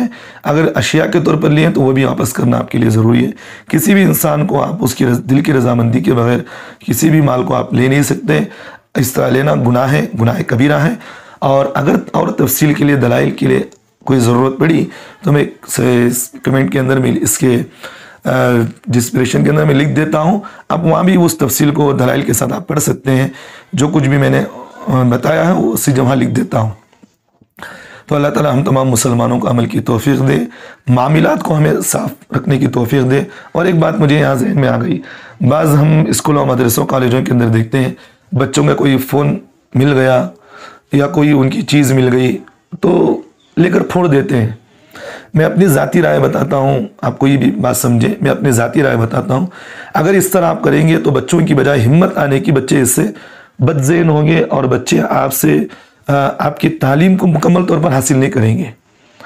میں قرآن سے بتاتا ہوں آپ کو۔ اور ایک چیز یہ کہ بھئی آپ اس چیز کو ضائع کریں گے تو اللہ کے تو گویا کہ آپ اس چیز کو ضائع کرنے والے ہیں۔ اللہ تعالیٰ نے قرآن مجید میں فرمایا ان المبذرین کانوا اخوان الشیاطین، فضول خرچی کرنے والے شیطان کے بھائی ہیں۔ جو مال آپ نے جو لے کر پھوڑا یہ بھی فضول خرچی کے اندر شامل ہے۔ اس لیے آپ مدرسوں کے اندر اس کو ہم نے دیکھا بھی ہے، اداروں کے اندر میں کوئی کسی کو انگلی کرنا مطلب نہیں میرا، میں عمومی طور پر بتا رہا ہوں۔ اداروں کے اندر میں نے خود دیکھا ہے، بعض اداروں کے اندر میں نے خود دیکھا ہے کہ وہ بچوں کے فون کو لے لیے، بچوں کے کوئی چیز کو لے لیے، وہ ان چیزوں کو لے کر کے موبائل ہو کوئی بھی چیز ہو ان چیزوں کو لے کر پانی میں ڈال دیتے ہیں یا ان کی چیزوں کو پھوڑ دیتے ہیں۔ بھی اچھی بات نہیں ہے، اس سے اچھی بات نہیں ہے۔ بچے اس سے بدظن ہوں گے اور بچے بجائے آپ کی تعلیم سے استاد کی اس حرکت کو زندگی بھر یاد رکھیں گے، کوئی بھی استاد کیوں نہ ہو، اس کی زندگی بھر اس کی حرکت کو یاد رکھیں گے اور بچوں کے تو سامنے یہ چیز مزاحی استعمال ہوگی، بچے اس استاد کا مذاق اڑائیں گے اور بچوں کے اندر اس چیز کے اندر حد درمی ہوگی۔ بچے جان مجھ کر آپ کی اصول کی خلاف ورزی کریں گے، آپ کی مدرسوں کی خلاف ورزی کریں گے۔ تو اس لیے میری ایک رائے تو یہی ہے کہ اس طرح کی چیزیں نہ کریں۔ اگر کہیں ہو تو آپ ایک اصول بنا دیں کہ بھئی اگر کوئی کرے گا تو ہم اس سے پیسے لیں گے، ہم رفع عام میں استعمال کریں گے، تو شن اس کی تو اجازت ہے۔ اللہ ہم تمام کو عمل کی توفیق دے۔ اس طرح کسی مولوی صاحب نے سوال کیا ہے، مفتی صاحب کسی شخص کی غیبت کی اور ابھی اس سے معافی نہیں مانگی تھی کہ اس شخص کا انتقال ہو گیا، اب معافی مانگنے کی کیا ترتیب ہوگی؟ جواب دیں ان نوازشوں کی سوال کرنے والے مولانا عبید اللہ صاحب، آندھرا پردیش۔ مولوی صاحب یہ تو آج یہ عمومی چیز پائی جا رہی ہے، یہ کوئی چھپانے کی بات نہیں ہے، کوئی چھپانے کی بات نہیں ہے۔ آج ہر مجلس کے اندر، چاہے پڑھے لکھوں کی مجلس ہو یا دنیا داروں کی مجلس ہو، چاہے میں تو بات کھل کر بول رہا ہوں، چاہے وہ علماء کی مجلس ہو، عمومی طور پر نہیں، کچھ ایسے لوگ بھی ہوتے ہیں، علماء کی مجلس ہو یا علماء عوام کے ساتھ بیٹھے ہو یا عوام علماء کے ساتھ بیٹھی ہو یا عوام الگ کھٹے بیٹھے ہو، یہ تو آج یہ عمومی چیز پائی جا رہی ہے، ہر ایک کی غیبت ہو رہی ہے۔ تو بہرحال مولوی صاحب یہ تو اللہ سے توبہ استغفار کرے، مسجدوں کے اندر بھی ہو رہی ہیں اور گھروں کے اندر بھی، ایسے تو گھروں کی کوئی مجلس ایسی خالی نہیں ہوتی، اکا دکا کوئی ایسے ہوں گے، لیکن کوئی مجلس ایسی ہو ہی نہیں سکتی جس میں کسی کی غیبت نہ کی رہی ہو۔ اگر کوئی اللہ بچا لے، اگر کوئی آدمی بچنا چاہے تو بچ رہے، لیکن عمومی طور پر میں بتا رہا ہوں آج یہ ہو رہا ہے، مرنے والے کی غیبتیں ہو رہی ہیں اور کسی دوسرے کی زندگی کی غیبت ہو رہی ہے۔ بھئی اگر کوئی آدمی گناہ کرے تو اس کا اور اللہ کا معاملہ ہے، آپ کو کیا ضرورت تھی اس کی غیبت کرنے کی؟ آپ کو کچھ اس سے فائدہ مل رہا ہے تو آپ اس کی غیبت کریں، آپ کو کچھ فائدہ نہیں مل رہا ہے اس سے۔ اور یہاں تک کہ علماء نے اپنی کتابوں کے اندر لکھے ہیں اگر کوئی آدمی کسی کی غیبت کرتا ہے تو اس کی نیکیاں اسے ڈال دی جاتی ہیں اور اس کے گناہ اسے ڈال دیے جاتے ہیں۔ تو اس لیے مولوی صاحب اس سے کوئی فائدہ نہیں ملتا سوائے ہمارے نیکیاں وہاں جانے کے۔ تو بہرحال میں آپ کے مسئلے کی طرف آتا ہوں۔ آپ کے مسئلے میں دو باتیں ہیں، ایک تو بات یہ ہے کہ کسی زندے کی غیبت کرنا اور دوسری بات یہ ہے کہ کسی مردے کی غیبت کرنا، دونوں باتیں ہیں، دونوں باتوں کا میں جواب دیتا ہوں۔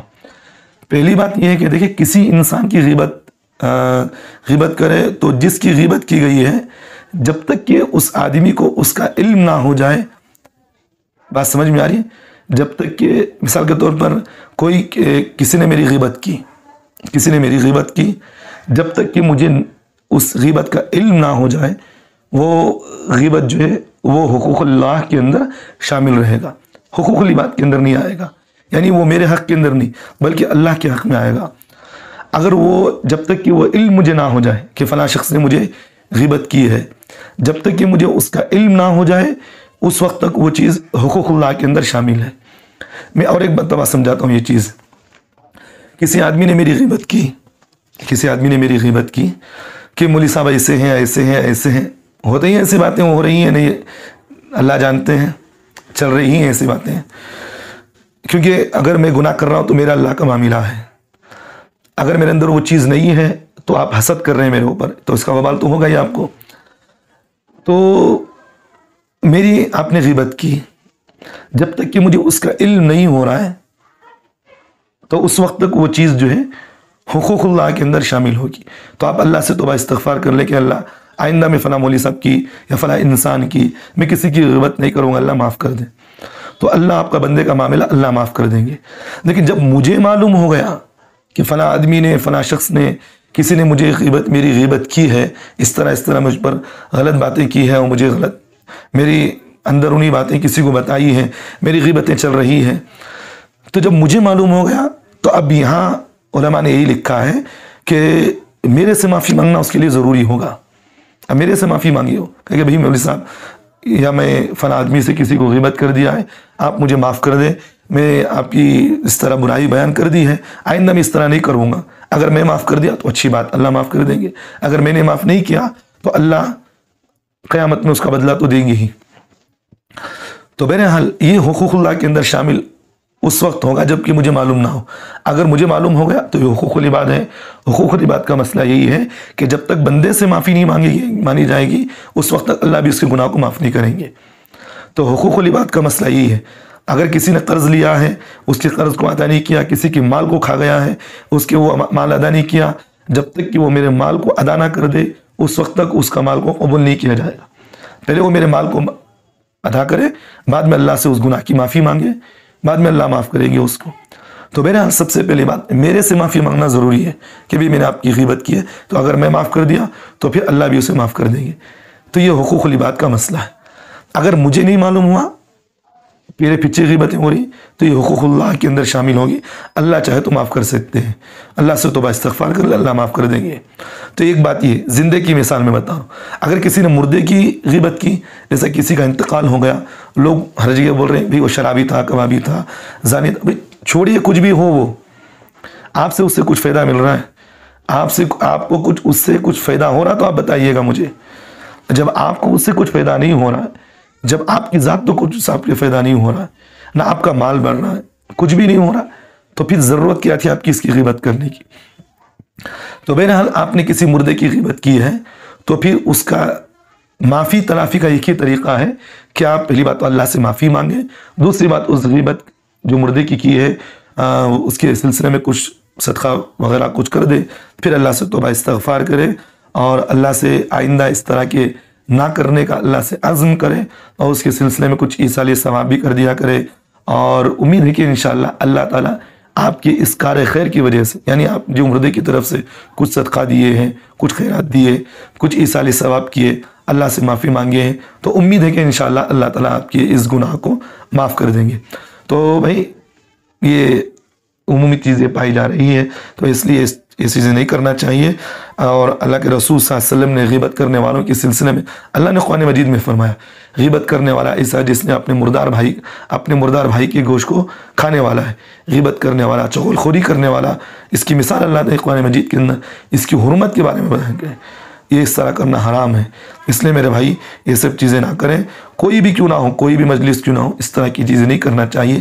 اللہ ہم تمام کو عمل کی توفیق عطا فرمائے، اللہ ہر گناہ سے ہماری حفاظت فرمائے۔ اسی طرح کسی بھائی نے یہ بھی سوال کیا ہے، مفتی صاحب تاجروں کو حدیث میں صدقہ کرنے کی خصوصی تاکید کی گئی ہے، کیا مطلب ہے، اس کا وضاحت فرما دے۔ سوال کرنے والے مولانا نذیر صاحب دہلی کے۔ دیکھیں بھائی، حدیث پاک کے اندر تاجروں کو خصوصی طور پر اللہ کے رسول صلی اللہ علیہ وسلم نے صدقہ کرنے کی بڑی تاکید بتائی ہے، کیونکہ بہت سے تاجروں کو آج موجودہ زمانے کے اندر آپ بھی دیکھے ہوں گے، بہت سے تاجروں کو آپ نے دیکھا ہوگا جب تجارت کرتے ہیں تو وہ ان کا جھوٹ بولنا اور اس مال کو بیچنے کے لیے جھوٹی قسمیں کھانا، بعض مرتبہ سچ بھی قسم کھا جاتے ہیں، جھوٹی قسمیں کھانا، جھوٹ بولنا، یہ آج عمومی طور پر یہ چیز پائی جا رہی ہے۔ मार्केट के अंदर आपने देखा भी होगा बहुत सारे ताजिरों को कि झूठ बोलकर वो तिजारत ज़्यादा करते हैं और कस्में भी ज़्यादा खाते हैं। कसम खुदा की, मेरी माँ की कसम, मेरे बाप की कसम, कुरान की कसम और अपने औलाद की कसम, बीवी की कसम, इस तरह की कस्में खाते हैं वो अपने माल को बेचने के लिए। तो बहरहाल ये जो कस्में खाई जाती हैं, इस तरह कस्में खाना, झूठी कस्में खाना हराम है, गुनाह है। और एक बात जहन में रखें, और इस तरह की चीज़ों से लोगों को धोखा देना भी गुनाह है। एक तो बात यह है कि भाई झूठ बोलकर बेचना ये तो गुनाह है ही, झूठी कसम खाना ये भी तो गुनाह है ही, और लोगों को धोखा देना भी शामिल है, ये भी गुनाह है। अल्लाह के रसूल ने फरमाया जो आदमी किसी को धोखा दे वो हम में से नहीं, और झूठी कस्में नहीं खाना चाहिए। और हदीस पाक के अल्लाह के रसूल ने सख्ती से मना फरमाया कि भी झूठी कस्में ना खाओ और तिजारत में झूठ ना बोलो। और सच्चा ताजिर, अल्लाह के रसूल ने फरमाया सच्चा जो ताजिर होता है वह क़यामत में अंबिया के साथ, शुहदा के साथ खड़ा होगा। इतनी बड़ी फजीलतें हैं ताजिर के बारे में। और तिजारत जो है वो हुकूकुल इबाद के अंदर है और लोगों के मामलात होते हैं उसमें, इसलिए झूठ नहीं बोलना चाहिए। तो बहरहाल ये झूठी जो बातें हो रही हैं ये सब नहीं करना चाहिए, सच बोलकर कमाइए। और एक बात जहन में रखें, झूठ बोलकर आप कमाएंगे तो आपके माल में बरकत नहीं होगी, अल्लाह आपकी रिस्क में बरकत नहीं देंगे। और झूठ बोलकर आप लाखों रुपए भी कमाओ, झूठी कस्में बोलकर आप लाखों रुपए भी कमाओ तो इसमें बरकत नहीं होती। तो इसलिए अल्लाह के रसूल सल्लल्लाहु अलैहि वसल्लम ने ताजिरों की इस बात की ताकीद फरमाई कि भाई अगर तिजारत में कभी इस तरह झूठ बोल दिए या कहीं भी झूठी कस्में खा गए, झूठी कस्में तो ताजिरें खाते ही हैं, तो अल्लाह के रसूल सल्लल्लाहु अलैहि वसल्लम ने फरमाया उसमें से कुछ माल सदका दे दिया करो ताकि आपके माल के अंदर जो नहुसत आई है वो मनहूसियत ख़त्म हो जाए। क्योंकि अल्लाह के रसूल सल्लल्लाहु अलैहि वसल्लम की एक हदीस है जिसमें अल्लाह के रसूल ने फरमाया अगर कोई आदमी गुनाह कर ले तो उसके फ़ौरन बाद नेकी कर लो, ताकि वो नेकी उस गुनाह को ज़ाय कर देती है, यानी उस गुनाह को धो देती है। तो इसलिए अगर तिजारत करने वाले कभी झूठ बोल रहे हैं, कभी इस तरह झूठी कस्में खा गए, तो आदमी के लिए अल्लाह के रसूल ने इस बात का हुक्म दिया है कि भी कुछ माल सदका दे दिया करो ताकि तुम्हारे इस सदक़े की वजह से अल्लाह तुम्हारे गुनाहों को माफ़ कर दे। क्योंकि सदका जो है अल्लाह के गुस्से को, गज़ब को ठंडा कर देता है। दो रिवायतें मेरे सामने हैं। एक रिवायत तो ये है कि भाई सुनन अबू दाऊद की रिवायत है जिसके रावी हज़रत क़ैस रज़ी अल्लाह अन्हु फरमाते हैं कि रसूलुल्लाह सल्लल्लाहु अलैहि वसल्लम ने फरमाया कि ऐ ताजिरों, ख़रीद व फ़रोख्त में फजूल बातें और कस्में खाने की बातें भी शामिल हो जाती हैं, इसलिए उसकी तलाफ़ी के लिए सदका दिया करो। ये सुनन अबू दाऊद की रिवायत है जिसमें अल्लाह के रसूल सल्लल्लाहु अलैहि वसल्लम ने फरमाया। और एक इसमें बात, एक इसकी तशरीह में उलमा ने ये भी लिखा है कि बाज़ मरतबा आदमी सच्ची कसम भी खाकर लोगों को धोखा देता है। सच्ची कसम भी खाता है कि भाई मैं जो सच कसम का सच्ची, हालांकि तिजारत करना चाहिए, अच्छी बात है, लेकिन वहाँ भी सच्ची कस्में भी नहीं खाएं। भाई माल सही है तो सही बताएं, क्या ज़रूरत इसके बारे में सच्ची कस्में खा रहे हैं, झूठी कस्में खा रहे हैं, इस तरह नहीं करना चाहिए। और कसम खाने की जहाँ तक की बात है, वो आदमी को जान और माल का खौफ हो तो वहाँ खाने के लिए शरीयत ने, उलमा ने इसकी इजाज़त दी है। जहाँ जान माल का खौफ नहीं है तो फिर क्या ज़रूरत तुम्हें झूठी कस्में खाकर लोगों को धोखा देने की। एक रिवायत। दूसरी रिवायत इसी तरह सुनन तिरमिज़ी के अंदर भी है जिसके रावी हज़रत क़ैस रज़ी अल्लाह अन्हु हैं। वो फरमाते हैं कि सरकार दो आलम सल्लल्लाहु अलैहि वसल्लम ने फरमाया ऐ ताजिरों, ख़रीद व फ़रोख्त के वक्त शयातीन भी हाजिर हो जाते हैं और गुनाह की बातें भी शामिल हो जाती हैं, इसलिए इसकी तलाफ़ी के लिए सदका दिया करो। तो इसलिए आजकल जो तिजारत करने वाले, बिज़नेस करने वाले हैं और जो कुछ भी लोग तिजारती मामला कर रहे हैं, तो उनके लिए एक बेहतर तरीक़ा यही है कि कुछ माल 100 रुपये कमा रहे हैं तो उसमें से 10 रुपये अल्लाह के रास्ते में सदका दे दिया करो। हो सकता है कि कोई वक्त में आप ये समझते हैं कि हज़रत मैं झूठ नहीं बोलता, मैं कसम तो नहीं खाता, लेकिन कैसे मुझे कह रहे हैं। अभी इंसान है, इंसान से भूल हो जाती है, कभी आप झूठ भी बोल सकते हैं। बहुत सारे ताजिर ऐसे होते हैं झूठ बोलते भी हैं। और एक बात यहाँ मुझे याद आ गई, बाज़ ताजिरों को हमने देखा है कि कहते हैं कि हज़रत झूठ बोले तो बिज़नेस नहीं चलता, बग़ैर झूठ के बिज़नेस नहीं होता, बग़ैर झूठ बोले बग़ैर कसम खाए बिज़नेस ही नहीं होता। अब इन लोगों के लिए क्या कहते हैं आप मुझे बताओ। अभी तो कह रही है, एक तो बात यह कि भाई इन लोगों को झूठ नहीं कहना चाहिए, और अगर झूठ अगर ज़ुबान से निकल गया, जिसमें कि निकल गया, तो वहाँ ये कि भाई सदका देकर अल्लाह से तौबा इस्तिग़फ़ार कर सकते हैं। तो इसलिए ताजिरों के लिए ये कि भाई झूठ ना कहे, हलाल रोज़ी कमा अल्लाह बरकत देंगे। झूठ बोलकर, झूठी कस्में बोल खाकर लोगों को धोखा ना दे। सच्ची ताजिर के, जो आदमी तिजारत ताजिर होता है اس کے سلسلے میں یہی اللہ کے رسول نے فرمایا کہ سچا تاجر وہ نبیوں کے ساتھ اٹھے گا. اس سے بڑی اس کے لیے خوشخبری اور فضیلت والی بات کیا ہو سکتی ہے بتاؤ. تو اس لیے سچ بولے. اللہ ہم تمام کو عمل کی توفیق دے. اسی طرح کسی ایک بھائی نے سوال کیا ہے مفتی صاحب لاٹری کا شرعی حکم کیا ہے, یعنی لاٹری کھیلنے کا شرعی حکم کیا ہے, واضح فرما دے, بڑی مہربانی ہوگی. جواب تفصیل سے دیں. سوال کرنے والے مفتی احمد صاحب, کہاں کے بھی, تمل ناڈو. دیکھیے مفتی صاحب, یہ تو دنیا کے اندر ایک عمومی طور پر لاٹری کھیلنے کا ایک رواج ہے. بہت سارے کھیل رہے ہیں آج, بچے کھیل رہے ہیں. میں بتاؤں گا آپ کو, کئی سے بچے چھوٹے بچے کھیل رہے ہیں لاٹریاں کھیل رہے ہیں, اور دکان والے اس کو بہت ایسے ہی سمجھ کر کھلا دیتے ہیں بچوں کو, اس کو عیب نہیں سمجھتے. تو ایک بات ذہن میں رکھیے, دیکھیے لاٹری کے جو عمومی طور پر ایک تعریف جو کی جاتی ہے وہ حقیقت میں یہ ہے کہ میں اگر کسی کے, میں مثال کے طور پر میں نے 10,000 روپئے یا 100 روپئے ہو, میں کسی دکاندار کو دیا. اب وہ دکاندار اس پیسے کو لے لیتا ہے. اب وہ آدمی کہتا ہے کہ بھائی میرے 100 روپئے کو آپ اپنے اس لاٹری میں لگاؤ, جیت گیا تو 200 روپئے ملیں گے, ہار گیا تو کوئی بات نہیں. تو غیر یقینی طور پر آدمی کوئی مال وہاں لگا دیتا ہے. اب مل گیا تو مل گیا, نہیں ملا تو پھر چلے گیا, ضائع ہو گیا. تو اسی کو تو لاٹری کہتے ہیں, اور اسی کو تو جوا کہتے ہیں, اور اسی کو تو قمار کہتے ہیں. اللہ تعالیٰ نے قرآن مجید کے اندر اس چیزوں کو یہ فرمایا کہ یا ایھا الذین آمنوا انما الخمر والمیسر والانصاب والازلام رجس من عمل الشیطان فاجتنبوہ لعلکم تفلحون. اللہ فرماتے ہیں کہ ایمان والوں, شراب, جوا, بتوں کے تھان اور جوے کی تیر, یہ سب ناپاک شیطان کے کام ہیں.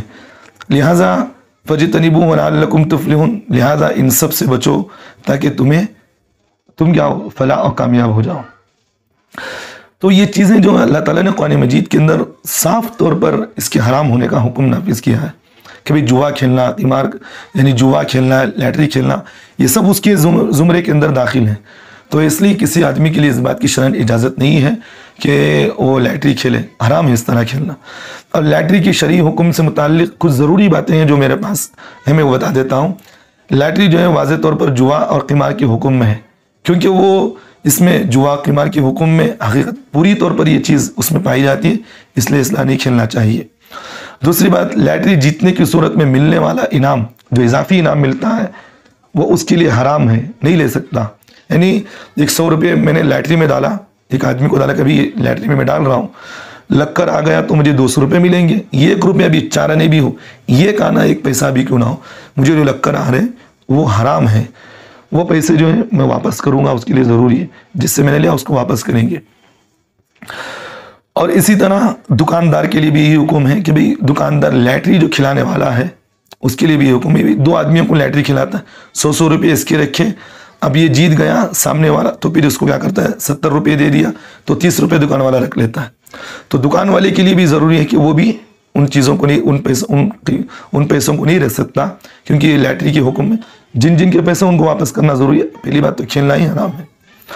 دوسری بات اس میں, تیسری بات یہ ہے کہ بھئی آج کل ایک عمومی چیز یہ پائی جا رہی ہے, میں تو دیکھا بھی ہوں, دکانوں کے اندر میں خود دیکھتا بھی ہوں.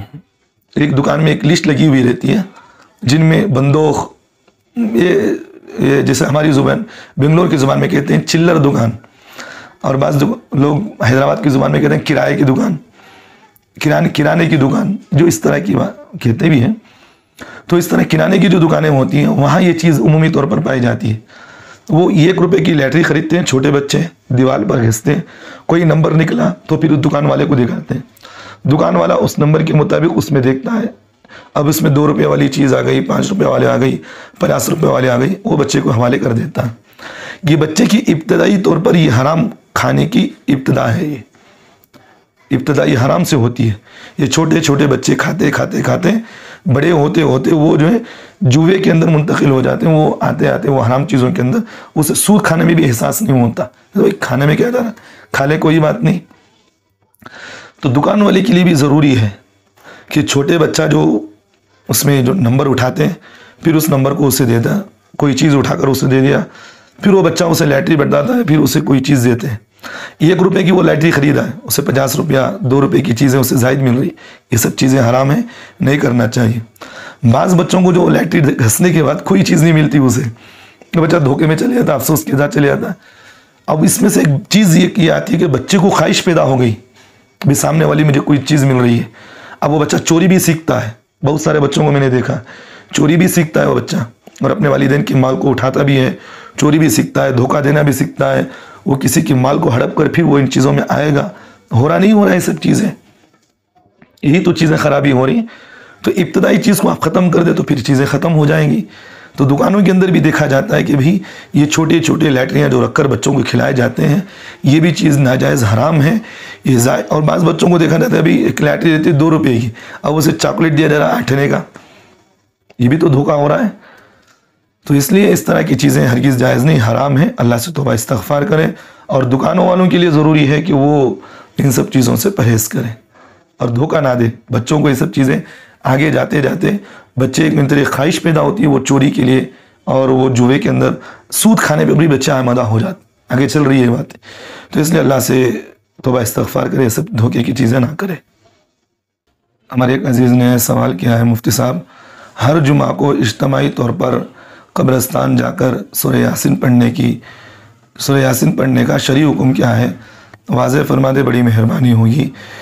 بھائی دیکھیے، سوال کرنے والے مولانا نذیر صاحب دہلی سے، دیکھیے بھائی بعض علاقوں کے اندر یہ بہت زیادہ رائج ہے، اور یہ بہت زیادہ کرتے بھی ہیں کہ جمعہ کے دن فجر کی نماز کے بعد لوگوں کو اکٹھا کر لیتے ہیں اور پھر وہ قبرستان جاتے ہیں، وہاں جا کر اجتماعی طور پر سورہ یاسین پڑھتے ہیں۔